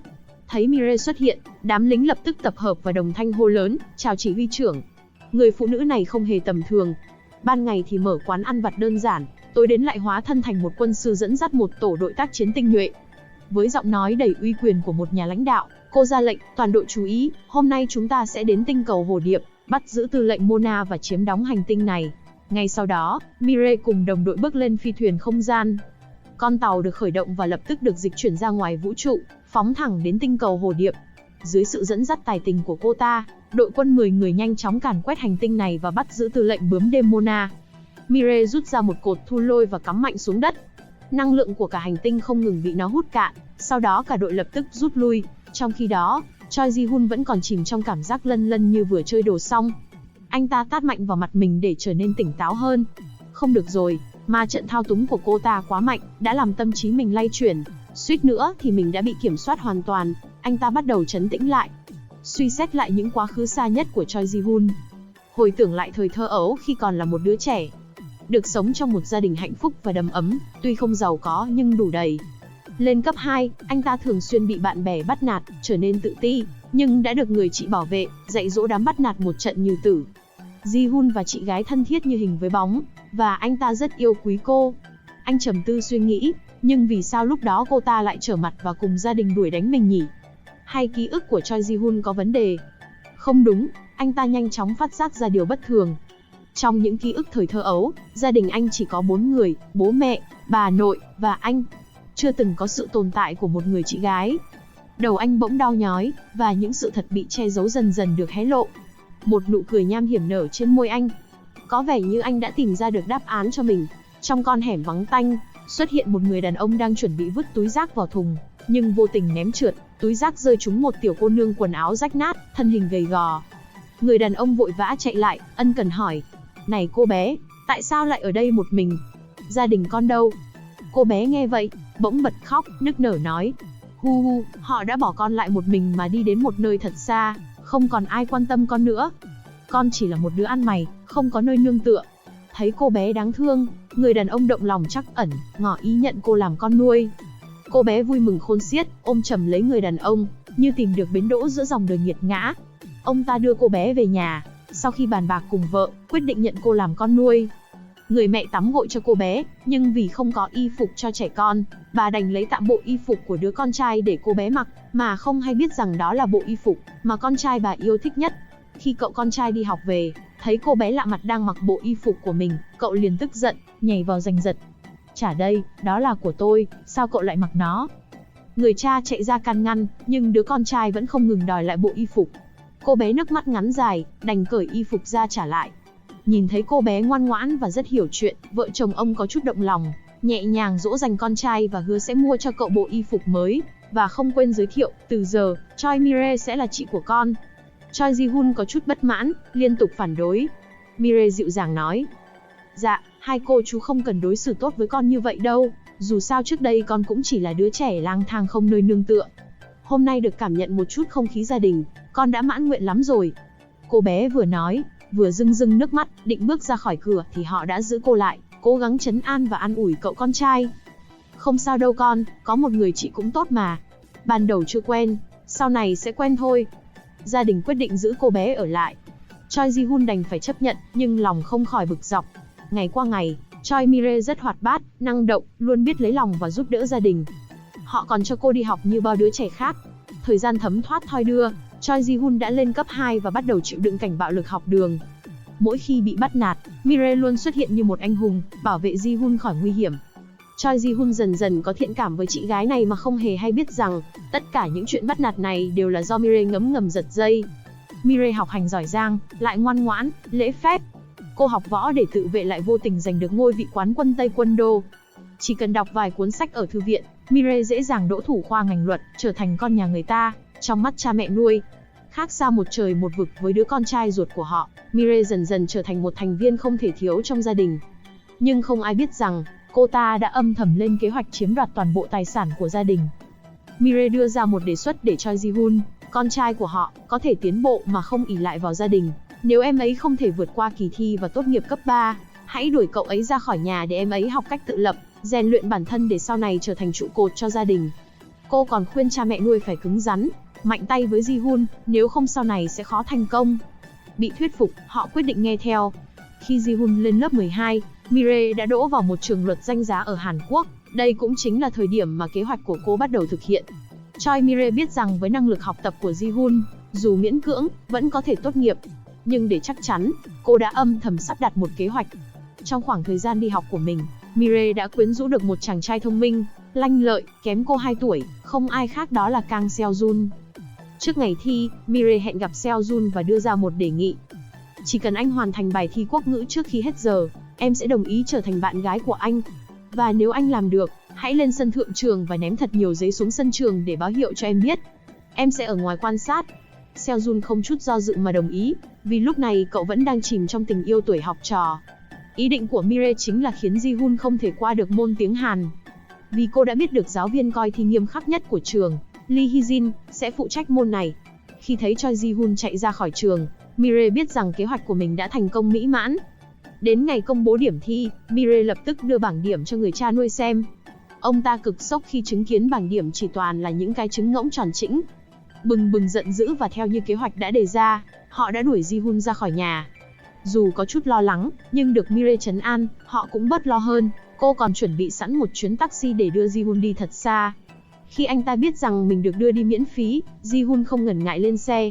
Khi họ trở vào trong, kinh ngạc phát hiện két sắt đã bị mở, toàn bộ tài sản biến mất. Họ nghĩ có trộm đột nhập, nhưng Mirai lại không tin như vậy. Bởi họ đã đứng bên ngoài sân nhà trong lúc đó, trộm làm sao lẻn vào được, lại còn không cánh mà đi ra. Người duy nhất có thể làm được điều này chính là Ji-hun. Choi Jong-wook bàng hoàng, không tin vào điều này, nhưng với những lập luận sắc bén của Mirai, cô đã thành công thuyết phục họ. Nghĩ rằng Ji-hun chưa thể đi xa, họ vội vã đuổi theo nhưng chẳng thể tìm thấy cậu đâu. Định báo cảnh sát nhưng Mirai ngăn lại. Vì em ấy là con ruột, cảnh sát sẽ không can thiệp vào mâu thuẫn gia đình. Chỉ khi em ấy là người ngoài thì họ mới có thể giải quyết. Họ biết rằng Mirai từng học qua luật nên không chút nghi ngờ mà tin tưởng. Người bố thắc mắc hỏi, vậy chuyện này chúng ta phải xử lý ra sao? Mirai nhanh nhạy đáp, con có ý này, hãy để con trở thành con ruột, xóa em ấy ra gia đình của mình. Con nguyện ý làm con ruột của ba mẹ. Đợi giải quyết xong chuyện này, chúng ta lại tiến hành đi xét nghiệm ADN, thêm lại cho Ji-hun vào lại hộ tịch gia đình nhà họ Choi. Đôi vợ chồng trầm ngâm suy xét, nhưng hiện tại họ đã không còn chút thiện cảm gì với Ji-hun. Giữa một đứa con gái tài năng và giỏi giang, với một đứa con trai đến cả việc tốt nghiệp cấp 3 còn chẳng qua nổi, thì giữ lại làm gì? Và giải quyết xong chuyện họ sẽ đổi trở lại, nên không một chút do dự đã đồng ý với yêu cầu này. Thế là họ tiến hành làm giả DNA xét nghiệm, để Choi Mirai trở thành con ruột một cách hợp pháp, xóa tên Ji-hun ra khỏi gia đình Choi Jong-wook. Mọi việc dường như diễn ra theo đúng kế hoạch của Mirai.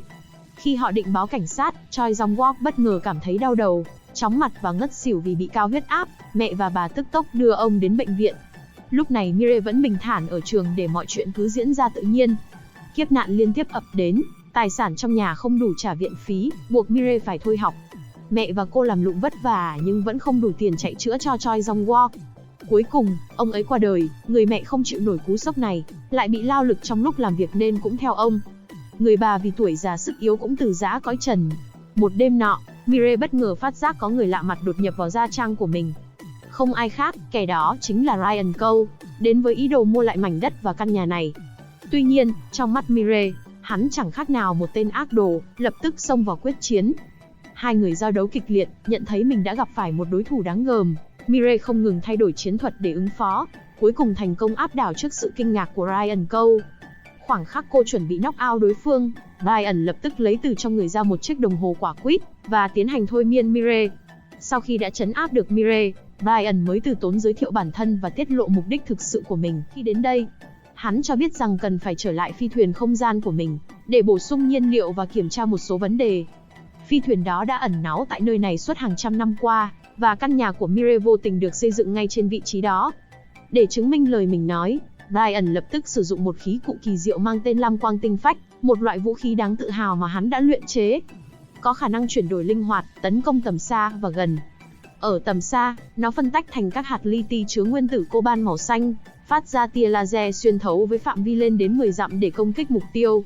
Còn tầm gần, khí cụ hợp nhất thành một chiếc hộp Pandora, nó đi đến đâu mọi vật xung quanh lập tức tan biến đến đó, như thể đã bị nuốt chửng hoàn toàn. Ryan kích hoạt Lam Quang Tinh Phách, tạo nên một lỗ hổng lớn ngay dưới sàn nhà. Một thang máy bí ẩn hiện ra trước mắt, dẫn lối xuống khu căn cứ mật nằm sâu dưới lòng đất. Vừa đi, anh ta vừa giới thiệu những thiết bị, vũ khí tối tân cùng những công nghệ vượt trội, và ngỏ ý mời cô tham gia vào đội. Đồng thời chia sẻ về mục đích và khát vọng lớn lao của mình, được trở về quê hương, nơi mà mình thuộc về. Ryan tiết lộ thân phận thực sự là một hoàng tử của tinh cầu Ngân Hải. Trong một lần dạo chơi, anh không may va phải một tảng thiên thạch lớn và rơi xuống địa cầu. Khi cố gắng trở về, anh phát hiện phi thuyền đã bị hư hỏng nặng. Ban đầu, anh định dựa vào kỹ thuật của nhân loại để sửa chữa, nhưng nhanh chóng thất vọng khi nhận ra rằng công nghệ ở đây quá lạc hậu. Ryan quyết định bắt đầu từ từ, đào tạo và giúp đỡ loài người phát triển hơn. Trải qua 100 năm, phi thuyền của anh cuối cùng cũng được sửa chữa xong, nhưng lại thiếu hụt năng lượng để trở về hành tinh mẹ. Không còn lựa chọn nào khác, anh cùng một số người đã tinh chế thành công thiết bị có khả năng hấp thụ sự sống chuyển hóa thành năng lượng xanh, để làm nhiên liệu vận hành con tàu. Tuy nhiên, cái giá phải trả là mọi sinh mệnh trên hành tinh đó sẽ hoàn toàn biến mất. Không muốn trực tiếp gây họa diệt vong cho trái đất, Ryan bắt đầu đào tạo một đội ngũ chiến binh tinh nhuệ, cùng mình chinh phạt các hành tinh khác trong vũ trụ vô tận. Nghe xong câu chuyện này, Mirai có chút kinh ngạc khi biết được Ryan không phải là người trái đất. Tuy nhiên, anh ta hứa hẹn rằng, nếu cô theo ta sẽ không bạc đãi, và sẽ trao cho cô một thân phận mới khi trở về quê hương của ta. Bị cuốn hút bởi những công nghệ hiện đại và tiềm năng vô hạn của chúng, dục vọng quyền lực trong Mirai bùng lên mạnh mẽ. Cô không còn quan tâm đến tiền tài nữa, mà chuyển sang tham vọng chinh phục quyền lực tối thượng. Với những công nghệ này, việc trở thành bá chủ thế giới chỉ là vấn đề thời gian. Bề ngoài, Mirai đồng ý gia nhập vào hàng ngũ của Ryan Cole, nhưng thực chất cô chỉ đang lợi dụng hắn. Trong thâm tâm, cô luôn âm mưu chờ đợi cơ hội thích hợp để ra tay trừ khử Ryan, hòng chiếm đoạt toàn bộ quyền lực. Tuy nhiên, Mirai không hề hay biết rằng mình cũng chỉ là một con cờ trong tay hắn. Ryan Cole không đơn thuần chỉ mong muốn trở về quê hương, mà mục đích thực sự của hắn là âm thầm tuyển mộ và đào tạo những binh sĩ tinh nhuệ từ các hành tinh khác nhau, biến họ thành nô lệ phục vụ cho tham vọng bá chủ vũ trụ của mình. Ryan Cole đã tồn tại trên địa cầu hơn 3 thế kỷ. Trong suốt thời gian đó, hắn đã xây dựng học viện tối thượng, để duy trì một thân phận đặc thù trong thế giới này. Ngoài ra còn dùng để chiêu mộ những nhân tài trên khắp lục địa, chờ đợi một thời điểm thích hợp để đưa tất cả những con chiên mà hắn đã tốn bao công sức nuôi dưỡng trở về hành tinh, lúc đó có thể ngân cao đầu tự hào mà khoe với đức vua của mình. Vốn dĩ không tồn tại 3 đời nào cả. Tất cả họ đều là do hắn hóa thân thành. Khả năng cải trang và tự động phiên dịch các ngôn ngữ của các giống loài khác là đặc tính vốn có của chủng tộc Ngân Hải. Bên cạnh đó, Ryan Cole còn sở hữu cho mình một thánh tích thời gian, có khả năng thôi miên những kẻ khác. Nhưng liệu một thánh tích thần thoại như thế này mà chỉ có tác dụng thôi miên thôi sao? Điều này vẫn còn là một ẩn số. Từ đó, Choi Mirai trở thành quân sư cho Ryan Cole, đảm nhiệm việc dẫn dắt và huấn luyện các chiến binh hùng mạnh, cùng thu thập năng lượng từ các tinh cầu xa xôi để tích trữ đủ nhiên liệu cho phi thuyền của Ryan trở về hành tinh Ngân Hải. Và trong suốt 2 năm này, Mirai dần đã quen với công việc mới, lại còn được trả mức lương hậu hĩnh. Nhưng vào một ngày, cô phát hiện ra Choi Ji-hun vẫn còn sống và đã tìm được một công việc để mưu sinh. Với mục tiêu diệt cỏ phải diệt tận gốc, Mirai âm thầm đưa cho lão sếp mồm lông một khoản tiền khổng lồ, yêu cầu ông ta không được trả lương cho Ji-hun. Khi biết được Choi Ji-hun chỉ là trẻ mồ côi, không có bối cảnh cũng không có người chống lưng, lại không phải trả lương. Vụ làm ăn này chỉ có lời chứ không có lỗ nên ông ta ngay lập tức đồng ý. Tuy nhiên, trong lúc sơ ý, ông ta đã vô tình gây ra cái chết của Choi Ji-hun, buộc phải phi tang xác chết và xem như sự việc chưa từng xảy ra. Và tất cả bọn họ vô tình trở thành những quân cờ bị Mirai thao túng và lợi dụng. Cuối cùng, một gia đình hạnh phúc đã hoàn toàn bị hủy diệt trong tay Choi Mirai. Lúc này, Choi Ji-hun khoác lên mình bộ đồ nghề quen thuộc, quyết định quay lại ngôi nhà của Choi Mirai để tìm thêm manh mối. Anh trèo lên một trụ điện cao gần đó, vận dụng tài năng ngoại cảm để nhìn vào bên trong. Không may cho anh đã vô tình nhìn thấy cảnh không nên nhìn thấy. Choi Mirai thành công mặc vào bộ chiến giáp của mình, bước xuống mật thất bên dưới ngôi nhà rồi biến mất. Ji-hun sững sờ, không thể tin vào mắt mình. Làm sao có thể có một lối đi bí mật dẫn xuống lòng đất ngay dưới ngôi nhà mà anh đã lớn lên chứ? Chắc chắn rằng Mirai đã rời khỏi, Ji-hun lặng lẽ lẻn vào ngôi nhà của mình. Nói là lẻn vào nhà nghe có vẻ buồn cười, bởi đây vốn dĩ là nhà của anh, đáng ra anh phải hiên ngang bước vào mới phải. Anh nhanh chóng tìm thấy thang máy bí mật và thao tác vài nút, chiếc thang máy bắt đầu hoạt động. Khi cánh cửa mở ra, Ji-hun bị choáng ngợp bởi kiến trúc hiện đại và tinh xảo bên trong. Tuy nhiên, để đảm bảo an toàn, anh cẩn thận quét một lượt toàn bộ khu vực, nhưng không phát hiện ai khác, vì lúc này họ đã rời khỏi căn cứ để tham gia trận chiến dữ dội trên hành tinh Hồ Điệp. Ji-hun bắt đầu khám phá khu căn cứ bí mật, tình cờ tìm thấy những tư liệu và bản thiết kế của các thiết bị tối tân và vũ khí đầy uy lực. Nhờ vào các tài năng mà mình đã sao chép, không quá khó để anh có được kỹ nghệ đọc qua một lần là nhớ. Với trí nhớ siêu việt, bộ óc như một chiếc máy chụp hình người, anh nhanh chóng ghi nhớ một lượng lớn các bản thiết kế này. Đột nhiên, tiếng động cơ phản lực vang lên từ phía bức tường, báo hiệu rằng họ đã quay trở lại. Ji-hun lập tức rời khỏi mà không để lại bất kỳ dấu vết nào. Nhưng anh ta không định trở về mà trèo lên lại cây trụ điện cao chót vót đó. Vô tình nghe được những lời thì thầm của Choi Mirai. Cô ta lẩm bẩm, chật, không ngờ hắn ta lại phúc lớn mạng lớn đến vậy. Dù đã bị mình hãm hại nhiều lần mà vẫn sống sót vượt qua, thật ra cũng có chút cố gắng hơn so với cái gia đình ngu ngốc của hắn. Nhưng chỉ là đang vùng vẫy trong đống bùn mà thôi, càng cố gắng, nó lại càng lún sâu vào và càng khó thoát ra hơn. Dẫu vậy, việc này mình không cần đích thân phải xử lý. Những hàng xóm đáng quý này sẽ giúp mình thực hiện điều đó. Chỉ cần mình tỏ ra là nạn nhân, phần thắng ắt sẽ thuộc về mình. Kha. Nghe xong, một cơn giận dữ bất ngờ bùng lên trong lòng anh. Cảm giác căm phẫn tủi hổ khiến anh suýt mất kiểm soát, mà nhảy vào xé xác cô ta ra thành trăm mảnh. Tuy nhiên, anh đã kịp thời giữ vững lý trí, không để cảm xúc lấn át quyết định. Dục tốc tắc bất đạt. Với sự hiểu biết mới về sự thật đằng sau mọi chuyện, Ji-hun biết mình cần phải chuẩn bị kỹ lưỡng hơn cho chuyện này. Ngay sau đó, anh ta tức tốc trở về nhà, tất bật chuẩn bị mọi thứ suốt đêm hôm đó cùng với quyết tâm mạnh mẽ và cơn thù hận sục sôi trong lòng. Vào lúc 2 giờ sáng, Ji-hun lặng lẽ lẻn vào căn nhà của Choi Mi-rae, không một tiếng động. Anh chọn phòng bếp làm nơi lý tưởng để bố trí màn kịch kinh hoàng mà anh đã kỳ công chuẩn bị. Trước tiên, anh cẩn thận đặt một máy chiếu hologram 3D ở góc khuất, sẵn sàng phát họa hình ảnh của cha mẹ đã khuất. Kết hợp cùng bộ phát laser đa điểm, hình chiếu hiện lên từ nhiều góc độ khác nhau, tạo nên một cảnh tượng chân thực đến rợn người. Như những linh hồn từ cõi âm dương hiện về, chờ đợi giờ phút báo thù. Những bức tường trong phòng bếp được Ji-hun chát sơn cách âm kết hợp với sơn dạ quang đỏ thẫm, tựa như màu máu khô đã lâu ngày thấm đẫm. Anh còn cẩn thận làm hỏng hệ thống bóng đèn, chỉ cần nó sáng lên với một mức độ vừa đủ, đèn sẽ ngay lập tức phát nổ, căn phòng sẽ chìm vào bóng tối âm u. Lúc này sơn dạ quang sẽ phát huy tác dụng. Không dừng lại ở đó, Ji-hun sử dụng ammonium chloride kết hợp với tinh dầu bạc hà để tạo khói nhẹ, lan tỏa khắp căn phòng. Mùi hương kỳ dị của bạc hà cộng hưởng với lớp khói mờ ảo khiến căn phòng trở nên quỷ quái, tựa như thế giới thực và ảo đang lẫn lộn. Cuối cùng, anh sử dụng ethylene kết hợp với chlorine, tạo ra những ngọn lửa ma chơi lập lòe trong không gian, như dẫn dắt linh hồn kẻ xấu số vào cõi chết. Sau khi hoàn tất mọi sự chuẩn bị tỉ mỉ, thời khắc kinh hoàng cũng đã điểm, 3 giờ sáng. Màn đêm trở nên đặc quánh, không gian như bị đóng băng, sẵn sàng cho cảnh tượng đáng sợ mà Ji-hun đã dựng nên. Chuyển cảnh. Choi Mi-rae bất chợt tỉnh giấc giữa màn đêm tĩnh lặng. Một cảm giác bất thường dâng tràn trong lòng, như có một thế lực vô hình nào đó đang len lỏi quanh cô. Từ phía dưới phòng bếp, âm thanh lạ lùng vọng lên, pha trộn giữa tiếng thở dài lạnh lẽo và tiếng bước chân lặng lẽ. Không chút chần chừ, cô bật dậy, nghĩ rằng có kẻ trộm xâm nhập. Cô vội vã chạy xuống, nhưng khi bước vào căn bếp, không một bóng người. Mọi thứ dường như bình thường, chỉ có không khí lạnh lẽo đầy đáng ngờ bao trùm. Lúc này, Ji-hun đang lẩn trốn trong góc khuất, điều khiển robot mini có khả năng truyền tải âm thanh vào tai của Mi-rae. Sau đó, anh đóng sầm cửa lại, khóa trái cửa. Mi-rae giật mình quay người, cố gắng mở cửa nhưng vô ích. Đúng lúc này, bóng đèn bất ngờ phát nổ, căn phòng chìm vào bóng tối u ám. Ánh sáng đỏ thẫm từ lớp sơn dạ quang bắt đầu hiện lên trên tường, như vệt máu vương vãi khắp nơi.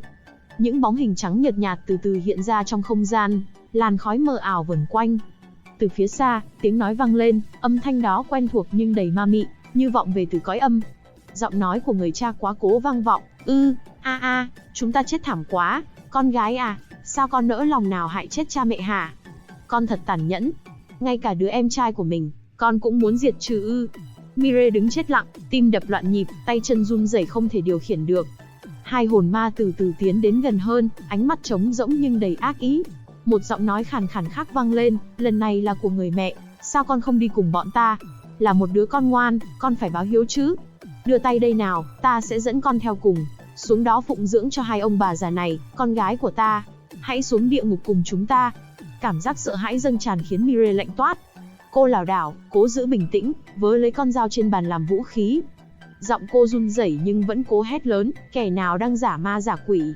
Cút ra đây, ta không sợ đâu. Thế nhưng hai hồn ma vẫn không nao núng mà tiếp tục lao thẳng đến. Trong cơn hoảng loạn, Mi-rae đâm mạnh con dao về phía trước, thế nhưng con dao lại trực tiếp xuyên qua hai người họ. Bấy giờ, Mi-rae đã hoàn toàn tuyệt vọng, gương mặt tái mét. Cảm giác ớn lạnh khi xuyên qua họ khiến cô ta chắc chắn một điều, họ không phải là người. Cô ngồi sụp xuống, dao rơi khỏi tay, không ngừng run rẩy. Mi-rae cố tìm cách thoát khỏi cơn ác mộng, nhưng căn phòng giờ đây chẳng khác gì một cái bẫy khép kín. Cô hét lớn, kêu cứu những người hàng xóm, nhưng hoàn toàn vô ích. Tiếng hét của cô chỉ vang vọng lại chính tai mình, thêm phần khủng khiếp. Lớp sơn cách âm đã hoàn toàn khóa chặt mọi âm thanh. Cuối cùng, cô quỳ xuống, khóc lóc van xin, con xin cha mẹ, tha cho con biết lỗi rồi, vì lòng tham mà con đã hại chết hai người, và còn muốn hại chết cả Choi Ji-hun nữa. Nhưng chỉ vô ích, vì Ji-hun ra tay rất tàn nhẫn, một khi đã chơi thì phải chơi tới cùng.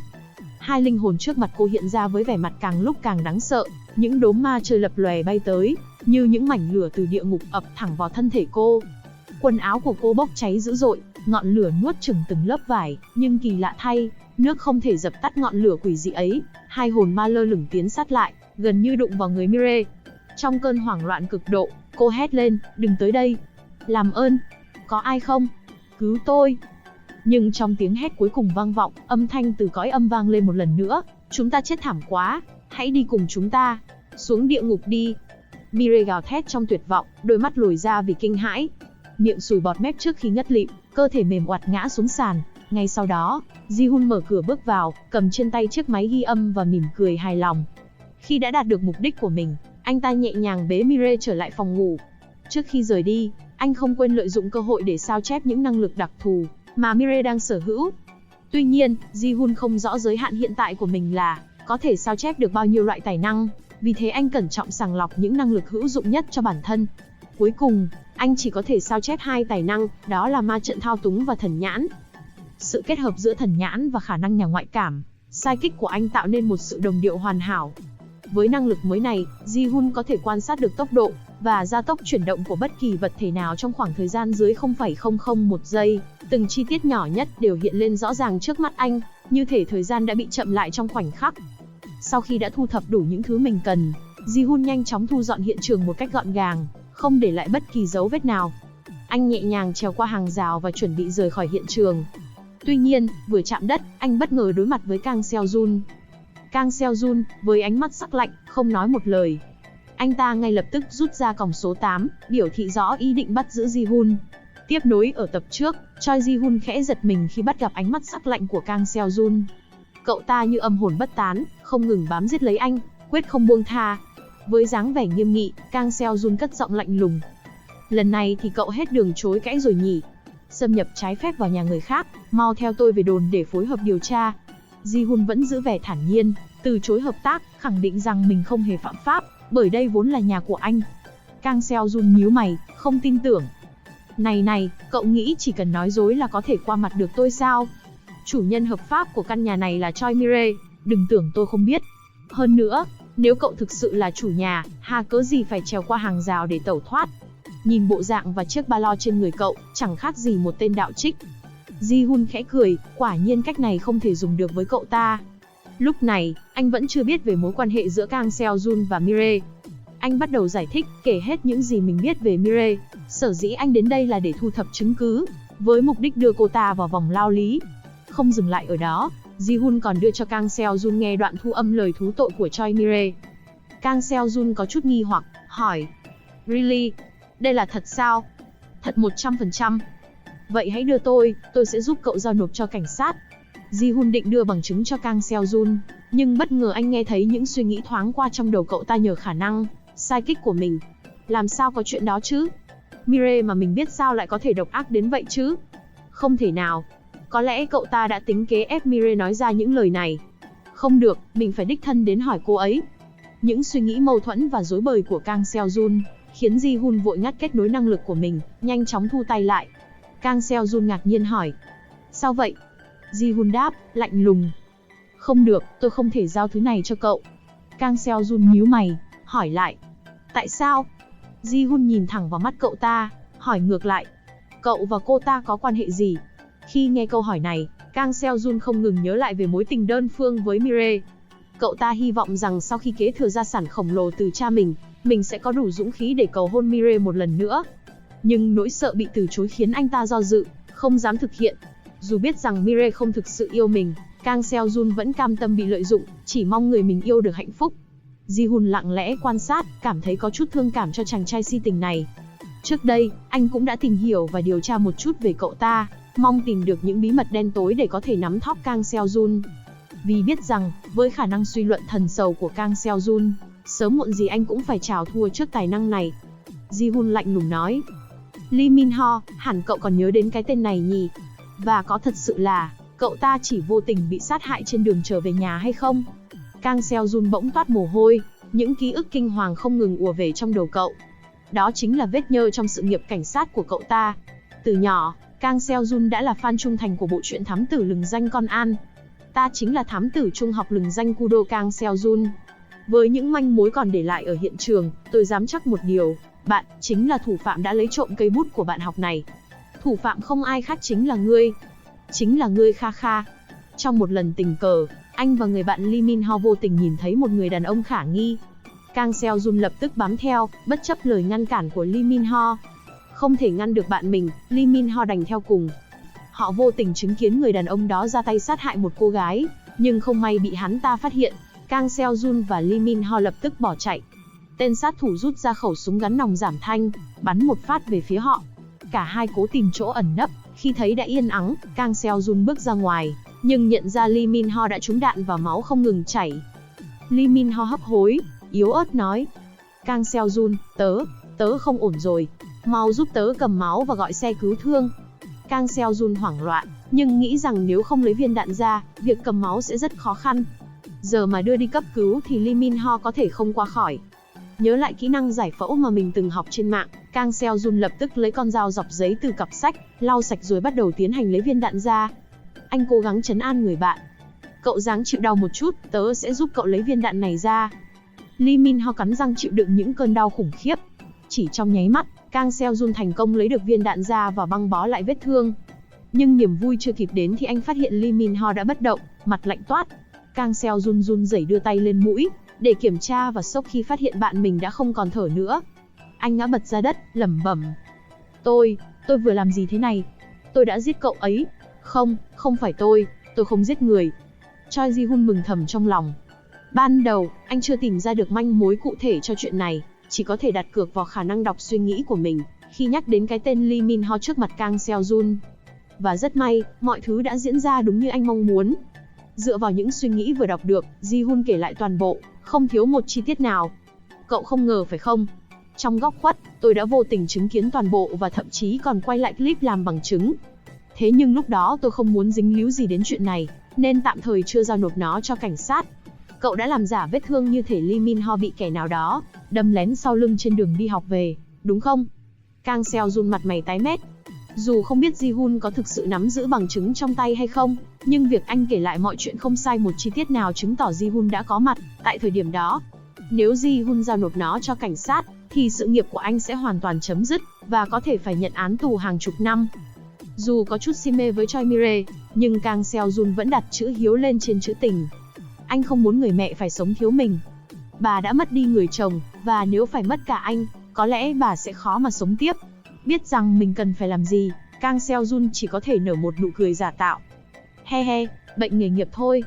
Mong cậu lượng thứ. Tôi sẽ mắt nhắm mắt mở, xem như chưa thấy chuyện gì. Còn về Mi-rae, chỉ là có chút quen biết mà thôi. Đúng vậy, phụ nữ chỉ là gánh nặng cho đàn ông mà thôi, cho cái like về quyết định sáng suốt của cậu ta. Nói xong, Kang Seo-jun vội tìm cớ rời đi, để lại Ji-hun bơ vơ một mình, nhưng cũng mừng thầm vì mọi chuyện đã diễn ra một cách chót lọt.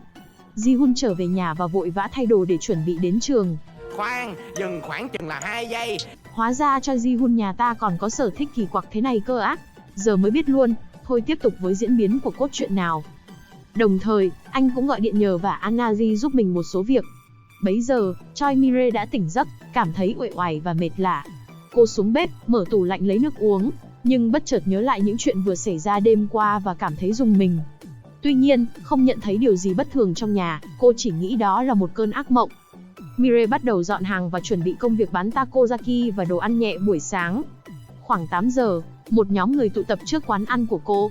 Họ đã tập hợp một lượng người, quyết tâm giúp cô đòi lại công lý và tống khứ cái tên bất hiếu Choi Ji-hun vào tù. Mi-rae giả vờ không muốn làm lớn chuyện, nhưng lại cười thầm trong lòng. Sau đó, nhóm người này kéo nhau lên đồn cảnh sát, nộp một đống đơn kiện nhằm vào Ji-hun. Cảnh sát xem xét hồ sơ và nhanh chóng xét duyệt, chấp nhận đơn kiện tập thể này. Lệnh triệu tập được gửi qua đường bưu điện đến nhà Ji-hun. Tuy nhiên, bên chuyển phát không biết địa chỉ của Ji-hun, do anh liên tục chuyển nhà và hiện tại đang sống nhờ tại nhà Anna-ji. Đến tối họ mới tìm được đến nơi. Ji-hun vội chạy ra nhận bưu kiện, nhìn vào lệnh triệu tập rồi cười lạnh lùng. Sau đó, anh tiếp tục với công việc của mình. Anna-ji thắc mắc, hỏi: Cậu nhờ tôi chuẩn bị những thứ này để làm gì? Ji-hun giải thích: Tôi sẽ dùng chúng để tạo ra một thiết bị có khả năng tái thiết lập chuỗi gen, giúp xét nghiệm ADN thông qua tro cốt của người thân để xác định quan hệ huyết thống. Cô ngạc nhiên. Cái gì? Còn có thể làm được như thế ư? Cậu giỏi thật đấy. Anna-ji không ngừng khen ngợi, còn Ji-hun chỉ cười ngượng ngùng. Thực ra, công nghệ này anh đã thấy qua trong thế giới thứ hai, nơi y học phát triển vượt bậc. Họ có thể xét nghiệm ADN thông qua tro cốt của người thân. Nhiệm vụ của anh hiện giờ là mô phỏng lại công nghệ đó. Sáng hôm sau, anh viết đơn xin nghỉ phép rồi lập tức đến nhà thờ, nơi đặt tro cốt gia đình mình. Mi-rae từng nghĩ rằng, chỉ cần hỏa táng họ thì sẽ không có cách nào lấy được DNA để xét nghiệm lại. Nhưng cô đã sai lầm. Dù gặp một số khó khăn, Ji-hun vẫn xin được một ít cho cốt để tiến hành xét nghiệm. Anh hợp tác với các chuyên gia pháp y và giới thiệu sản phẩm mới có khả năng xét nghiệm ADN thông qua cho cốt người chết. Họ tiến hành thử nghiệm và hết sức hài lòng với kết quả này. Rất nhanh sau đó, Ji-hun đã có kết quả xét nghiệm, độ trùng khớp của anh với gia đình Choi là 99%, còn Mire chỉ là 3%. Khi đã chuẩn bị đầy đủ mọi thứ, Ji-hun đến đồn cảnh sát. Vì đây là vụ kiện tập thể, cảnh sát muốn lấy lời khai từ Ji-hun trước khi bắt đầu mở phiên tòa xét xử. Vụ kiện nhanh chóng diễn ra và có kết quả tốt. Mọi bằng chứng mà Mire đưa ra đều bị Choi Ji-hun dễ dàng phản bác bằng những chứng cứ không thể chối cãi, phơi bày tội ác mà cô ta đã gây ra. Kết quả là, Mire lập tức bị tuyên án tù chung thân và phải bồi thường cho bị can 657 triệu won. Giờ đây, Ji-hun chỉ còn một kẻ thù nữa để hoàn thành nhiệm vụ phụ và phá bỏ giới hạn kỹ năng của mình. Kẻ đó không ai khác chính là lão sếp Ni Jang Hae-won. Tiếp nối ở tập trước, Choi Ji-hun thành công tống cổ Choi Mire vào tù đầy. Mục tiêu cuối cùng trong công cuộc báo thù của anh ta không ai khác chính là lão sếp Ni Jang Hae-won. Thời điểm này, có lẽ lão ta đã nhận ra tiền điện hàng tháng của mình tăng đột biến, nhưng chắc là không mấy bận tâm. Chắc là không bận tâm đâu, bận lau nước mắt rồi. Trong suốt tháng qua, Choi Ji-hun đã âm thầm thu mua cổ phiếu Kepco, mã đại diện cho công ty điện lực của Hae-won. Anh liên tục thực hiện các giao dịch bí mật và lan truyền tin tức lạc quan giả tạo, đẩy giá cổ phiếu lên đến đỉnh điểm, tạo ra cơn sốt trên thị trường. Và hôm nay chính là tháng tiếp theo, rất có thể Hae-won sẽ chú ý đến chuyện mà anh ta đã làm. Thế nên Ji-hun đã đi trước hắn ta một bước. Lúc này, Hae-won đã nhận ra khuôn mặt của Choi Ji-hun xuất hiện trên camera an ninh của khu chung cư.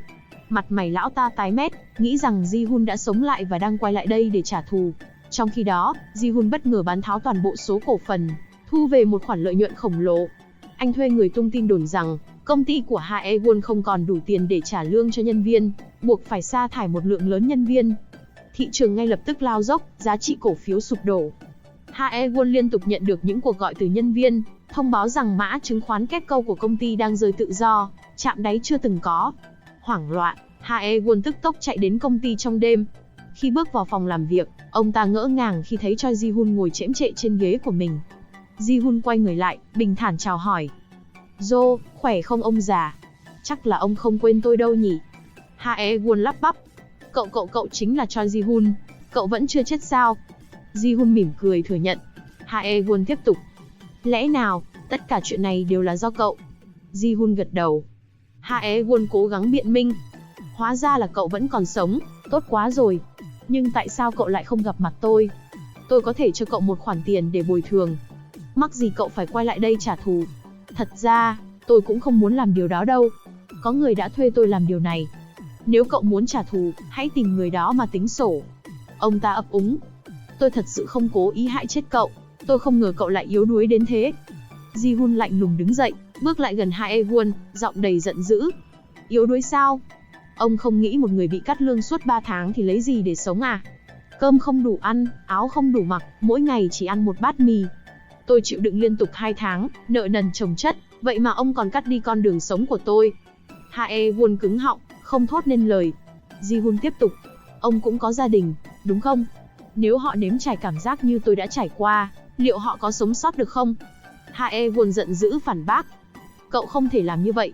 Tôi là người đã hại cậu, hãy nhắm vào tôi, họ không liên quan." Ji-hun cười nhạt. "Tôi cứ tưởng ông chỉ là kẻ tàn nhẫn không có chút tình người. Bây giờ, ông có 2 lựa chọn, một là chuyển nhượng công ty điện lực này cho tôi sẽ giúp ông xử lý khoản nợ và cho ông một khoản tiền nhỏ để rời khỏi đây. Hai là ông tự mình xử lý mọi chuyện, nhưng hiện tại, tài sản của ông chắc chỉ còn chưa tới 3 chữ số. Ông chọn cái nào? Hay muốn báo cảnh sát việc tôi đã hãm hại ông? Tôi cũng không ngần ngại vạch trần việc ông ăn hối lộ và cố ý giết người đâu." Hae-won bị dồn vào thế bí, không còn lựa chọn nào khác nên đã đồng ý chuyển nhượng cổ phần, và lập tức kéo cả gia đình rời khỏi khu Gangnam, đến một vùng quê để an cư lập nghiệp. Vậy là Choi Ji-hun đã thành công trả thù tất cả những kẻ đã hãm hại anh trước đây. Hớn hở trở về căn hộ của Choi Mire, anh dự định sẽ gặp cô để thông báo rằng anh sẽ rời khỏi căn hộ và quay lại ngôi nhà xưa để ở. Anh ngồi chờ đợi Anna Ji trở về, không ngừng vui mừng khi sắp sửa trải nghiệm kỹ năng copy paste không giới hạn. Thế nhưng lại không hay biết rằng Choi Mire đã được Ryan Cole bảo lãnh và đưa ra khỏi tù. Mire với vẻ mặt giận dữ chất vấn. "Hừ, hắn ta thật bỉ ổi, dám dàn dựng hiện trường ma quái để dọa tôi." Ryan cười cợt. "Ái chà chà, Tôi còn tưởng cô mạnh mẽ lắm, lại sợ dăm ba con ma đó à. Mirai ngượng đỏ mặt, đáp lại. Anh thì biết cái gì, nếu anh có mặt trong lúc đó, có khi anh cũng sợ té đái như tôi đấy. Nghĩ lại vẫn thấy tức, Mirai tiếp tục. Tôi nhất định phải diệt trừ Choi Ji-hun. Ryan vội vã ngăn cản. Ấy, đừng làm thế. Cậu ta là con mồi của tôi. Tôi đã nhắm đến cậu ta từ trước, và đã giới thiệu cậu ta gia nhập học viện tối thượng. Nhưng tôi không ngờ cậu ta và cô lại có quan hệ với nhau. Mirai ngạc nhiên hỏi lại. Vậy cậu ta có đồng ý không? Ryan thở dài. Tôi vẫn chưa nhận được phản hồi từ cậu ta. Ngay lập tức, Mirai nảy ra một kế hoạch. Tôi có ý này. Theo như tôi điều tra được, cậu ta đã kết hôn với một cô gái tên là Anazi. Anh chỉ cần làm như thế này, rồi như thế kia, kiểu gì cũng nắm thóp được cậu ta thôi. Ryan tán đồng với kế hoạch của Mirai và nhanh chóng bắt tay vào hành động. Khi Anazi trở về nhà, cô kinh ngạc khi nhìn thấy Ryan Câu đứng trước cổng. Chưa kịp phản ứng, cô đã bị dính thuật thôi miên của hắn ta. Ngay sau đó, cô như người mất hồn, bước vào nhà một cách vô thức. Khi thấy Nazi trở về, Ji-hun vui vẻ bắt chuyện, không ngừng luyên thuyên, nhưng chỉ nhận lại sự lạnh nhạt. Cô không thèm nhìn anh, mà thẳng bước lên tầng 2. Ji-hun có chút ngờ vực, linh cảm có điều gì đó bất thường. Anh vội vã bám theo, lo lắng dâng trào trong lòng. Lên đến sân thượng, anh ta hốt hoảng khi thấy Anazi bất ngờ nhảy xuống. Không chút chần chừ, Ji-hun lao mình theo cô, cơ thể anh căng ra, kịp thời chộp lấy cô giữa không trung. Khi gần chạm đất, Ji-hun dùng lực đẩy Anazi lên cao. Lúc này, cô đã tỉnh táo trở lại, hoang mang không hiểu chuyện gì đang xảy ra. Trong khi đó, Ji-hun, với tài năng vô ảnh chi bộ đã ngồi lòi tiếp đất một cách nhẹ nhàng, rồi không quên dang rộng hai tay để bắt lấy cô. Chưa kịp thở phào, anh đã nghe thấy tiếng vỗ tay bom bóp của Ryan Câu. Khá lắm. Ban đầu ta cứ nghĩ cậu chỉ là một kẻ thông minh với trí tuệ siêu phàm. Nhưng khi thấy thân thủ bất phàm này, ta lại càng quyết tâm muốn có cậu hơn. Giọng hắn trầm xuống, nghiêm túc hẳn, hãy gia nhập học viện tối thượng của ta. Được bao ăn, bao ở, chỉ cần cậu cống hiến sức mình cho học viện. Còn không thì... Ánh mắt Ryan lướt qua Nazi, sắc lạnh và đầy đe dọa. Người mà cậu yêu quý có thể sẽ mất mạng bất cứ lúc nào. Trong thoáng chốc, Ji-hun đã kịp nắm bắt suy nghĩ của Ryan và hiểu rõ lý do hắn xuất hiện, chính là do Choi Mirai bày mưu tính kế. Trước đây, Ji-hun đã biết nghề nghiệp của Mirai là giả, nhưng không ngờ cô lại là quân sư đắc lực của hắn. Dù vậy, anh vẫn giữ nguyên vẻ mặt lạnh lùng, không chút dao động. Mơ đi, ta sẽ không bao giờ gia nhập cái học viện chó chết của ngươi. Nazi, yếu ớt, khẽ níu vai anh, thì thầm. Hay là cậu tạm đồng ý với hắn ta đi, tôi nghĩ với sức mạnh hiện giờ của chúng ta, chưa chắc đã đủ để đối phó với hắn. Ji-hun nhẹ nhàng an ủi. Cứ yên tâm, tôi không sợ đối thủ mạnh, tôi chỉ sợ không có đối thủ xứng tầm. Dứt lời, Ji-hun lao tới, ánh mắt rực lửa quyết tâm, sẵn sàng đối đầu với Ryan Câu. Nhưng Ryan chỉ nhếch môi cười, không hề có ý định quyết đấu. Mục đích của hắn khi đến đây là nhằm vào Anazi, nhưng sự xuất hiện của Choi Ji-hun lại nằm ngoài dự liệu của hắn ta. Không chỉ vậy, Ryan Câu còn nhìn ra tài năng thật sự của anh ta. Một con mồi đầy tiềm năng, thậm chí còn vượt trội hơn cả Choi Mirai. Giữa không gian tĩnh lặng, bất ngờ từ xa, một chiếc ván bay lao đến với tốc độ chóng mặt, do chính Ryan triệu hồi. Hắn ta nhẹ nhàng nhảy lên ván, ánh mắt sắc lạnh vẫn không rời Ji-hun. Chiếc ván từ từ nâng hắn lên không trung, cao dần, tiếng cười khẩy vang vọng khắp không gian.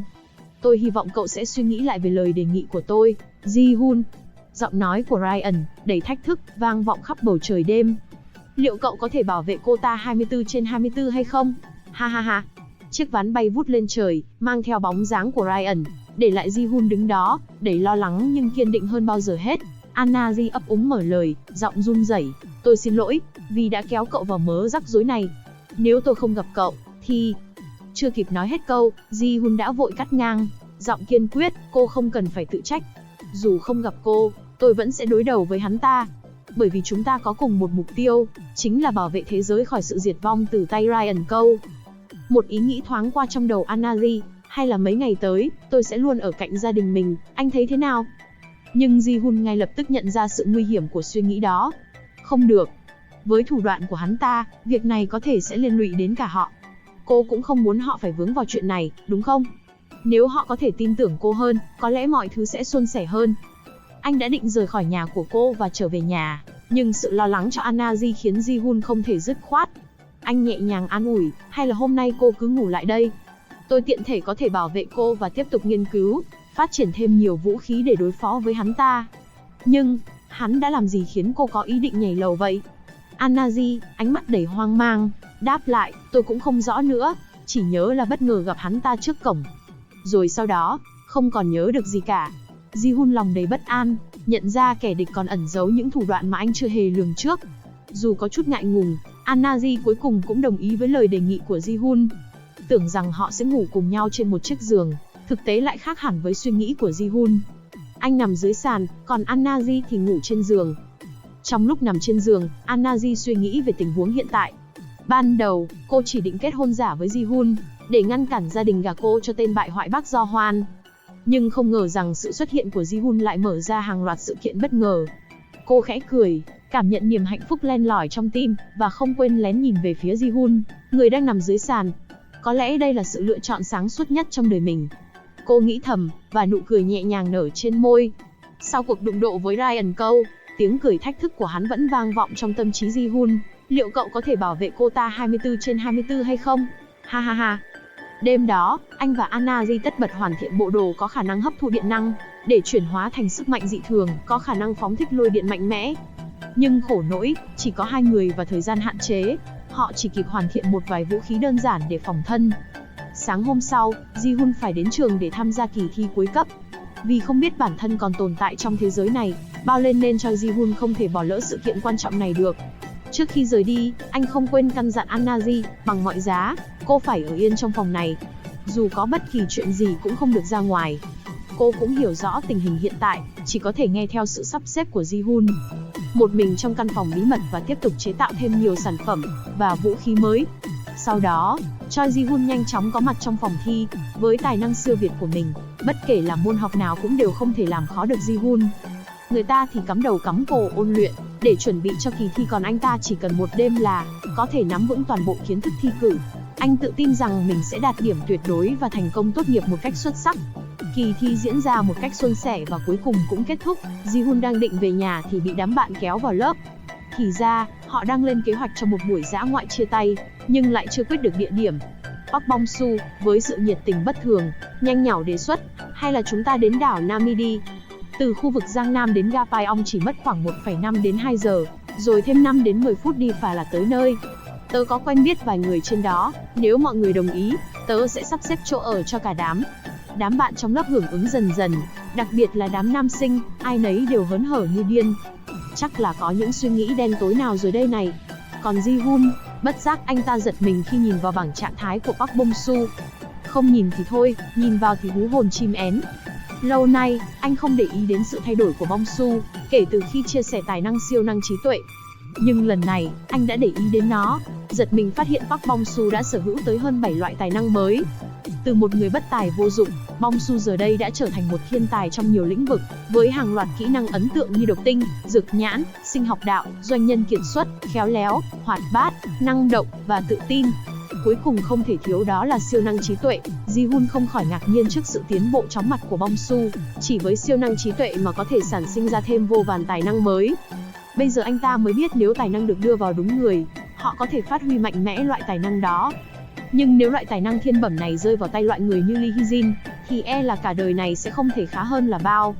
Thế nhưng đó không phải chuyện mà Choi Ji-hun quan tâm lúc này. Vì anh đang bận phải đối phó với Ryan Cole, không thể tham gia chuyến dã ngoại này. Khi nghe anh ta từ chối tham gia, đám nữ sinh bừng bừng giận dữ. Lớp trưởng nhanh chóng phản đối, không được, đây là hoạt động bắt buộc, ai cũng phải tham gia. Đúng đó, Seo Ji-eun tiếp lời. Nếu cậu mà không tham gia, thì cậu sẽ trở thành kẻ thù chung của bọn tớ. Ji-hun có chút run rẩy, anh ta vừa xử lý xong toàn bộ kẻ thù của mình, lại được bonus thêm nhiều kẻ thù mới. Nghĩ thôi đã thấy nhức nhức cái đầu rồi. Nhưng cũng không biết xử trí ra sao, anh ta đành đưa ra một yêu cầu nho nhỏ. Mình có thể dẫn người thân đi cùng được không? Đám nam sinh thì thầm, người thân sao? Hay là bạn gái của cậu ta nhỉ? Seo Ji-eun bất ngờ bật dậy khỏi ghế, vội lên tiếng, người đó là nam hay nữ? Là nữ. Lẽ nào là bạn gái của cậu? Trong thâm tâm cô ta không ngừng tức giận, con nhỏ nào đây dám cưa đổ Choi Ji-hun của tao sẽ không để yên đâu. Ji-hun cũng đã nghe trộm được những suy nghĩ này. Anh vội vàng giải thích, không, là chị gái, chỉ là chị của tôi thôi.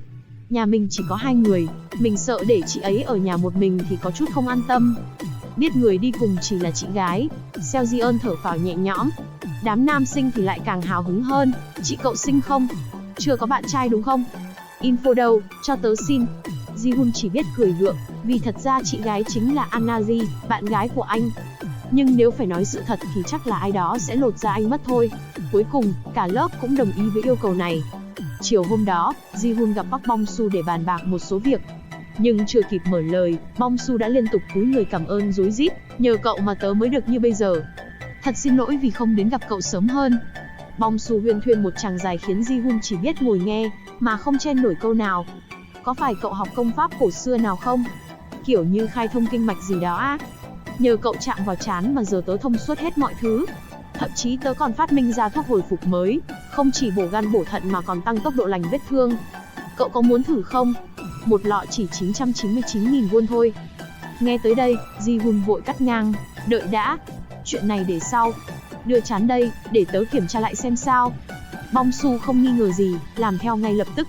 Nói là kiểm tra, nhưng thật ra Ji-hun đang cố gắng sao chép tài năng của Bong-su. Nhưng thất bại. Kỹ năng của anh vẫn bị giới hạn, chỉ sao chép được độc tinh và doanh nhân kiệt xuất. Có lẽ là do Choi Mire, kẻ thù lớn nhất của Ji-hun, vẫn còn ngoài kia. Chỉ khi diệt trừ được cô ta thì năng lực của anh mới thực sự được giải phóng. Kết thúc cuộc gặp, Ji-hun mua 5 lọ thuốc hồi phục để phòng thân. Dù chưa rõ công dụng thực tế ra sao, nhưng theo mô tả của Bong-su, thứ này giống như thần dược trên chiến trường. Trở về căn hộ, Ji-hun như chết lặng khi thấy toàn bộ tòa nhà đã bị đập phá tan hoang. Anh vội vã lao vào căn phòng bí mật, tay run run mở cửa. Bên trong, Anna-ji đang co ro một góc, gương mặt tái nhợt vì sợ hãi.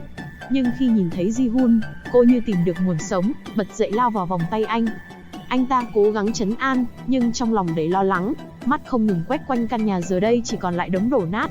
Tại sao nơi này lại thành ra như thế này? Anna-ji ấp úng đáp, khi cậu vừa rời đi, đã có một người đàn ông đột nhập vào đây, rồi run rẩy chỉ tay về phía màn hình máy tính đang chiếu lại đoạn băng ghi hình. Qua camera giám sát, Ji-hun thấy một người đàn ông lạ mặt, đôi mắt vô hồn, hành động cứng nhắc như một con rối bị giật dây. Mọi cứ chỉ đều y hệt những gì Anna-ji đã từng làm trước đây. Ji-hun trầm ngâm suy đoán, rất có thể Ryan Cole sở hữu khả năng thao túng và điều khiển người khác. Nhưng điều kiện để kích hoạt khả năng này là gì thì anh vẫn chưa rõ. Nếu khả năng này thật sự tồn tại, việc đối phó sẽ trở nên vô cùng phức tạp và nguy hiểm. Đêm đó, anh bí mật gặp mặt Kang Seo-jun. Sau đó thì cậu ta bắt tay tỏ thái độ kính nể, và đồng ý trở thành cánh tay trái đắc lực cho Ji-hun. Sáng hôm sau, Ji-hun và Anna-ji đã có mặt trên chiếc du thuyền cùng đám bạn, chuẩn bị khởi hành đến đảo Nami. Không khí náo nhiệt hẳn lên khi các bạn trong lớp vui vẻ chào hỏi, và bắt chuyện với Anna-ji. Tuy nhiên, cô có chút ngạc nhiên khi họ liên tục nhắc đến cô như là chị gái của Ji-hun. Nhận thấy sự lúng túng của Anna-ji, Ji-hun nhanh chóng nháy mắt ra hiệu cho cô. Cả hai diễn cảnh chị em thân thiết một cách tự nhiên đến nỗi không ai có thể nghi ngờ. Mọi người xung quanh tiếp tục hào hứng tán gẫu, không ai mảy may nhận ra sự thật phức tạp giữa họ. Nhưng giữa không gian tưởng chừng an lành đó, Ji-hun lại hoàn toàn không hay biết rằng, từ một khoảng cách xa, Ryan Cole và Choi Mire đã bí mật bám theo. Đôi mắt sắc lạnh, và nụ cười đầy toan tính không ngừng dõi theo từng bước đi của Ji-hun. Chuyến dã ngoại tưởng chừng êm ả này rất có thể sẽ biến thành vũ đài cho một cuộc đối đầu sống còn. Trên hòn đảo thơ mộng, ẩn dưới bề mặt bình yên, là cơn bão máu sắp sửa bùng nổ. Park Bong-su, vốn là một cô bé dễ thương, hoạt bát và năng động, nhưng ngoại hình của cô dần healthy theo thời gian. Sai rồi, không phải ngày càng xinh đẹp và cân đối đâu, mà đọc theo tiếng Việt thì healthy là đang mập dần lên. Có lẽ vì gen di truyền của người mẹ khiến Bong-su, từ khi lên cấp 3 đã trở nên béo ú. Ban đầu, cô chẳng có tài năng gì nổi bật, thuộc kiểu người loose chính hiệu, thường xuyên bị nhóm nữ sinh bắt nạt, cầm đầu chính là Seo Ji-eun. Nhưng từ khi nhận được sự giúp đỡ của Choi Ji-hun, cô như được tái sinh, lột xác thành một thiên tài với khả năng nhận thức thế giới xung quanh bằng ánh mắt của một bậc thầy. Gia đình Bong-su hành nghề thuốc đông y, một lĩnh vực mà trước đây cô chỉ cảm thấy mơ hồ. Nhưng giờ đây, với trí tuệ mới của mình, cô dễ dàng nắm rõ tên gọi và công dụng của hàng ngàn loại dược liệu khác nhau. Một trong những kiệt tác của cô chính là loại thuốc hồi phục vết thương chỉ sau 5 giây. Công thức của loại thuốc này là kết hợp tinh chất từ cây nhũ hương với công nghệ sinh học hiện đại. Cây nhũ hương chứa các hợp chất chống viêm và tái tạo mô mạnh mẽ, đặc biệt là axit boswellic, đã được cô biến thành gel hồi phục cực kỳ hiệu quả. Chỉ cần bôi vào vết thương, nó sẽ tự động lành lại trong vòng 5 giây. Chỉ sau một tuần nghiên cứu, Bong-su đã tạo ra sản phẩm này và bí mật tham gia các buổi đấu giá ngầm. Giá của từng lọ thuốc hồi phục đã được chốt lên đến hàng tỷ won. Dựa vào số tiền kiếm được, Cô bắt đầu kinh doanh và chưa tới 1 tháng đã có chỗ đứng vững chãi trong xã hội. Khi đã có đủ thực lực, cô tự tin quay lại báo thù Seo Ji-eun, kẻ đã khiến cô phải sống khổ sở suốt 3 năm học cấp 3. Chuyến dã ngoại của Choi Ji-hoon và nhóm bạn kết thúc trong sự vui vẻ và hạnh phúc. Tối hôm đó, Park Bong-su dẫn cả nhóm đi đặt phòng, chia ra 3 phòng dành cho 12 nam và 18 nữ. Riêng phòng thứ 3 cô sẽ đặc biệt dành cho đám bạn của Seo Ji-eun. Với vẻ mặt tươi cười, Bong-su giả vờ mời họ ăn điểm tâm, nhưng thực chất cô đã bỏ thuốc sổ vào đồ ăn. Cô cười nhếch môi tưởng tượng ra viễn cảnh bọn họ bị Tào Tháo dược, y ạch tranh nhau chạy vào một cái nhà vệ sinh duy nhất trên đảo. Rồi lén quay lại clip làm kỷ niệm để sau này còn lấy ra để trêu chọc họ. Tuy nhiên, khi nhìn thấy Oh Mi-jan, người bạn thân của Seo Ji-eun, Bong-su đột ngột thay đổi ý định. Dù Mi-jan không tham gia vào hành động bắt nạt và còn thường xuyên ngăn cản Seo Ji-eun, ra tay quá khích, lương tâm trỗi dậy, không muốn liên lụy người tốt, Bong-su vội kéo Mi-jan ra ngoài, bảo có việc cần bàn bạc riêng. Mi-jan, dù hơi nghi ngờ, vẫn đồng ý đi cùng nhưng không quên lấy một miếng táo để ăn. Khi ra khỏi khu nghỉ dưỡng, Bong-su thấy Mi-jan chuẩn bị ăn miếng táo đã bị tẩm thuốc sổ, vội vàng ngăn lại. Mi-jan, đừng ăn, tôi đã bỏ thuốc sổ vào đó. Bong-su nói với giọng hoảng hốt. Mi-jan chỉ cười nhẹ. Sao phải lo lắng? Tôi có quyền ăn mà. Bong-su ngạc nhiên khi thấy Mi-jan vẫn thản nhiên nhai nhóp nhép miếng táo. Nhưng ngay lập tức, tiếng thét thất thanh vang lên từ phòng của nhóm nữ sinh. Bong-su chạy vội vào và kinh hoàng khi thấy tất cả bọn họ nằm la liệt, bị trúng độc và hấp hối. Cô sốc nặng, lắp bắp, sao lại như thế này? Tôi chỉ bỏ thuốc sổ vào điểm tâm của họ thôi mà. Lúc này, Bong-su cảm thấy cơ thể mình dạo dực, từng thớ thịt như bị thiêu đốt bởi cơn đau dữ dội. Không chút do dự, cô lục tung túi tìm ra lọ thuốc hồi phục mà cô đã chế từ trước, lập tức uống liên tục. Hơi thở dần bình ổn, cơn nguy kịch tan biến như chưa từng có, nhưng cảm giác hoảng loạn trong lòng cô vẫn chưa nguôi. Khi ngẩng đầu lên, đôi tai Bong-su bắt được tiếng cười khẽ đầy mỉa mai. Giọng nói lanh lảnh của Oh Mi-jan vang lên. Ô, ngạc nhiên thật đấy, vậy mà vẫn còn sống cơ à? Mi-jan cười lớn, đôi mắt lấp lánh sự tàn ác, trên tay vẫn cầm chặt đôi song đao bán nguyệt. Chưa kịp để Bong-su phản ứng, Mi-jan bất ngờ lao thẳng tới như một cơn lốc xoáy, đôi đao xoay tít, nhanh như chớp tấn công nhóm nữ sinh đang nằm hấp hối trên mặt đất. Mỗi nhát chém của cô ta lạnh lùng và tàn nhẫn, như một kẻ đang băm thịt. Những tiếng gào thét trong cơn đau đớn xé toạc không gian, nhưng đôi mắt Mi-jan chẳng hề mảy may dao động. Cảnh tượng đẫm máu ấy, từng nhát chém, từng giọt máu, khiến trái tim Bong-su thắt lại, toàn thân run rẩy, ngã bịch ra sàn. Cậu vừa làm cái gì thế? Bong-su lắp bắp. Mi-jan cười nham hiểm. Làm gì sao? Đương nhiên là giúp cậu báo thù rồi. Đã cất công báo thù thì phải làm cho hoành tráng như thế này mới đáng xem chứ.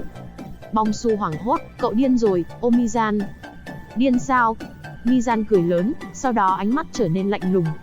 Điên thì đã sao? Rồi, không chút do dự, Mi-jan lao tới chém đôi Bong-su thành 2 khúc. Mi-jan sau đó trèo lên một chiếc ván bay, vút lên bầu trời.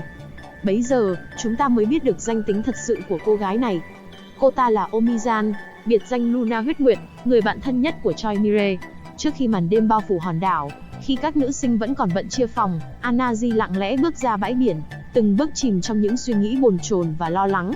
Ngồi xuống bên bờ cát, cô ngắm nhìn biển cả trải dài trước mặt, cảm thấy nỗi bất an trỗi dậy trong lòng. Bất ngờ, một bàn tay chạm nhẹ vào vai khiến cô giật mình và hét lên. Quay đầu lại, Anaji thấy Choi Ji-hoon đứng đó, ánh mắt dịu dàng. Xin lỗi đã làm cậu giật mình. Ji-hoon cười, thấy cậu ngồi một mình, tôi nghĩ mình nên ra đây ngồi cùng. Họ ngồi bên nhau, chia sẻ những tâm tư, câu chuyện đời thường. Không khí dường như trở nên nhẹ nhàng hơn khi cả hai bật cười vì những lời nói đùa. Nhưng, đột ngột, từ phía xa, những tia sáng xanh lao thẳng tới với tốc độ chết chóc. Choi Ji-hoon lập tức cảm nhận được nguy hiểm, không chút do dự ôm chặt Anaji, kéo cô né tránh loạt đạn laser đang cày xới mặt đất. Họ lăn tròn trên cát, thoát khỏi lưỡi hái tử thần trong tích tắc. Khi ngẩng lên, hai kẻ tấn công đã hạ xuống mặt đất, đứng lơ lửng trên những chiếc ván bay. Đó không ai khác chính là Ryan Cole và Choi Mi-rae. Ánh mắt lạnh lùng của Mi-rae quét qua Ji-hoon, trong khi Ryan Cole, với nụ cười đầy quái dị, đứng im trên không trung. Ji-hoon thoáng chút ngạc nhiên. Họ đã bám theo anh đến tận đây. Trước đó, Ryan Cole và Choi Mi-rae đã bí mật bàn bạc, nếu hắn vẫn ngoan cố không gia nhập, thì chúng ta nên diệt trừ mối đe dọa này từ sớm. Mi-rae nói, gương mặt lạnh như băng. Cô hiểu rõ rằng Ji-hoon, nếu có đủ thời gian phát triển, sẽ trở thành một đối thủ không thể xem thường. Sáng hôm đó, Mi-rae cùng Ryan quyết định bám theo nhóm của Ji-hoon. Vì chiến đội của họ vẫn còn đang bận thu thập năng lượng, Mi-rae chỉ có thể dựa dẫm vào người bạn chí cốt Oh Mi-jan để bí mật hành động trong phi vụ lần này. Nhưng Ji-hun luôn cảnh giác, không bao giờ để lơ là phòng bị. Khi hắn ta chuẩn bị phát động một đợt tấn công mới, anh biết mình và Anaji phải nhanh chóng hành động. Cô đi trước đi, Ji-hun vội nói. Anaji nhanh chóng cởi bỏ y phục ngoài, để lộ đôi cánh giáp sắt nằm ẩn bên trong. Với sự nhanh nhẹn của mình, cô trèo lên chiếc ván bay và lập tức phóng ra khỏi khu vực nguy hiểm, tránh xa cuộc chiến đang tới. Vì họ không có đủ thời gian để chuẩn bị thêm một bộ nữa, Ji-hun chỉ có thể nhường cho Anaji để bảo toàn mạng sống. Còn anh thì mặc vào bộ trang phục điện đã nạp đầy năng lượng từ trước, tay cầm con dao sắc nhọn, sẵn sàng cho trận chiến khốc liệt với Ryan Cole. Mirai thấy Anaji rời đi, lập tức lao tới truy đuổi, nhưng Ji-hun không để cô làm vậy. Anh nhảy lên chắn đường, và ngay lúc đó, Ryan Cole cũng không chần chừ tấn công. Từng loạt đạn năng lượng xanh từ lam quang tinh phách của hắn liên tiếp bắn tới, ép Ji-hun phải lùi lại. Nhận ra mình không thể cản Mirai lâu hơn, Ji-hun chỉ có thể cầu mong Anaji có thể thành công đến được nơi ẩn nấp mà anh đã chuẩn bị từ trước một cách thuận lợi. Ryan Cole phá lên cười, giọng cười đầy ma quái. Ha ha ha, cậu quả thật rất lợi hại, nhưng rồi sẽ phải đưa ra quyết định thôi, gia nhập hoặc là chết. Ji-hun vẫn giữ vững lập trường, lạnh lùng từ chối. Nhưng anh không thể tấn công Ryan Cole ngay. Hắn ta luôn giữ một khoảng cách an toàn trên không trung, trong khi Ji-hun bị giới hạn ở dưới đất. Việc tiếp cận được hắn là điều bất khả thi. Ngay lập tức, anh lao vào khu rừng rậm rạp để làm giảm tầm nhìn và hạn chế sự di chuyển linh hoạt của kẻ địch. Ryan Cole không ngừng bắn hàng loạt tia laser về phía trước, cày nát khu rừng. Khi hắn đã xác định được vị trí của Ji-hun, ngay lập tức, Ryan Cole đã hợp nhất tất cả khối năng lượng xanh lại thành một chiếc hộp Pandora khổng lồ, từ từ thả xuống dưới, và ngay lập tức, nó bắt đầu nghiền nát, hút mọi thứ xung quanh, tạo ra một vùng sói mòn lớn trong rừng. Tuy nhiên, với khả năng nhanh nhẹn phi thường của mình, Ji-hun đã kịp né tránh đòn hủy diệt đó, thoát chết trong gang tấc. Ryan Cole không dám chắc rằng đòn này có thể hạ gục được Ji-hun, nên đã bay là xuống khu rừng để kiểm tra. Đó cũng chính là cơ hội của Ji-hun. Nhanh như một cơn gió, Ji-hun tốc biến, áp sát người Ryan Cole khiến hắn không kịp phản ứng. Ngưng tụ luồng điện hàng trăm ngàn won vào lòng bàn tay đánh vào người Ryan, nhưng chỉ đủ làm hắn ta bị tê liệt tạm thời. Không bỏ lỡ cơ hội, anh liên tục chém tới bằng con dao sắc bén, từng nhát cắt vào bộ giáp của Ryan Cole. Những vết nứt dần xuất hiện, lớp giáp không chịu nổi sự tấn công mãnh liệt ấy và cuối cùng vỡ vụn. Ryan Cole vội lùi lại, cố gắng bay lên trời để thoát thân, nhưng Ji-hun không cho hắn có cơ hội để tẩu thoát. Với tài năng vô ảnh chi bộ, anh mượn lực từ những nhánh cây, bật nhảy lên không trung. Trong một khoảnh khắc quyết định, Ji-hun truyền dòng điện mạnh mẽ vào con dao và cắm thẳng nó vào người Ryan Cole. Một cột sáng lôi quang bùng lên giữa khu rừng, khiến mọi thứ xung quanh chấn động. Ryan Cole nhận cú sát thương chí mạng này, trực tiếp rơi xuống đất. Ji-hun từ từ tiến lại gần, đôi mắt lạnh lùng.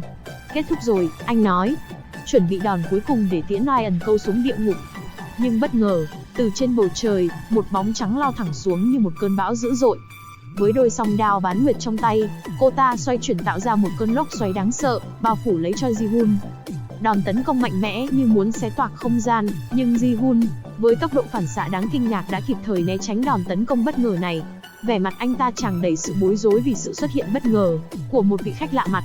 Trong khi đó, Ryan Cole, dù đã chịu đòn tấn công nặng nề từ Ji-hun, từ từ đứng dậy và tiến ra bờ biển. Hắn ngâm mình trong làn nước, và không ngờ dòng nước biển lại khiến các vết thương trên người hắn ta hồi phục về trạng thái ban đầu. Trở lại với năng lượng tràn đầy, Ryan Cole lập tức lao tới hỗ trợ Omizan, tạo nên một áp lực khủng khiếp cho Ji-hun. Lực lượng mạnh mẽ của hai kẻ thù bao vây khiến anh dần yếu thế. Giữa cơn nguy hiểm, Ji-hun vẫn cố gắng giữ vững sự tỉnh táo và cảnh giác, nhưng cuộc chiến không dễ dàng khi phải đối đầu với hai kẻ thù đáng gờm. Cùng lúc đó, trên bầu trời, Choi Mirai vẫn không buông tha Anaji.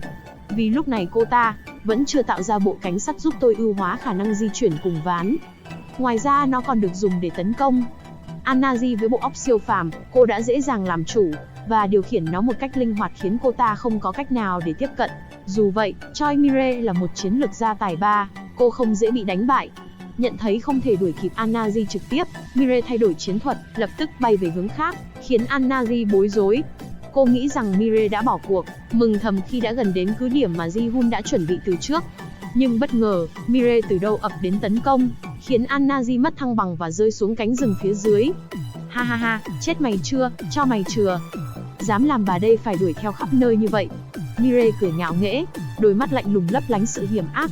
Anaji gắng sức chống trả, không ngừng bắn ra hàng loạt lông vũ sắt bén ngót về phía Mirai. Thế nhưng, cô ta còn sở hữu cho mình thần nhãn, dễ dàng né tránh các đòn tấn công của Anaji một cách điệu nghệ, rồi nhanh chóng tiếp cận cô với tốc độ khủng khiếp.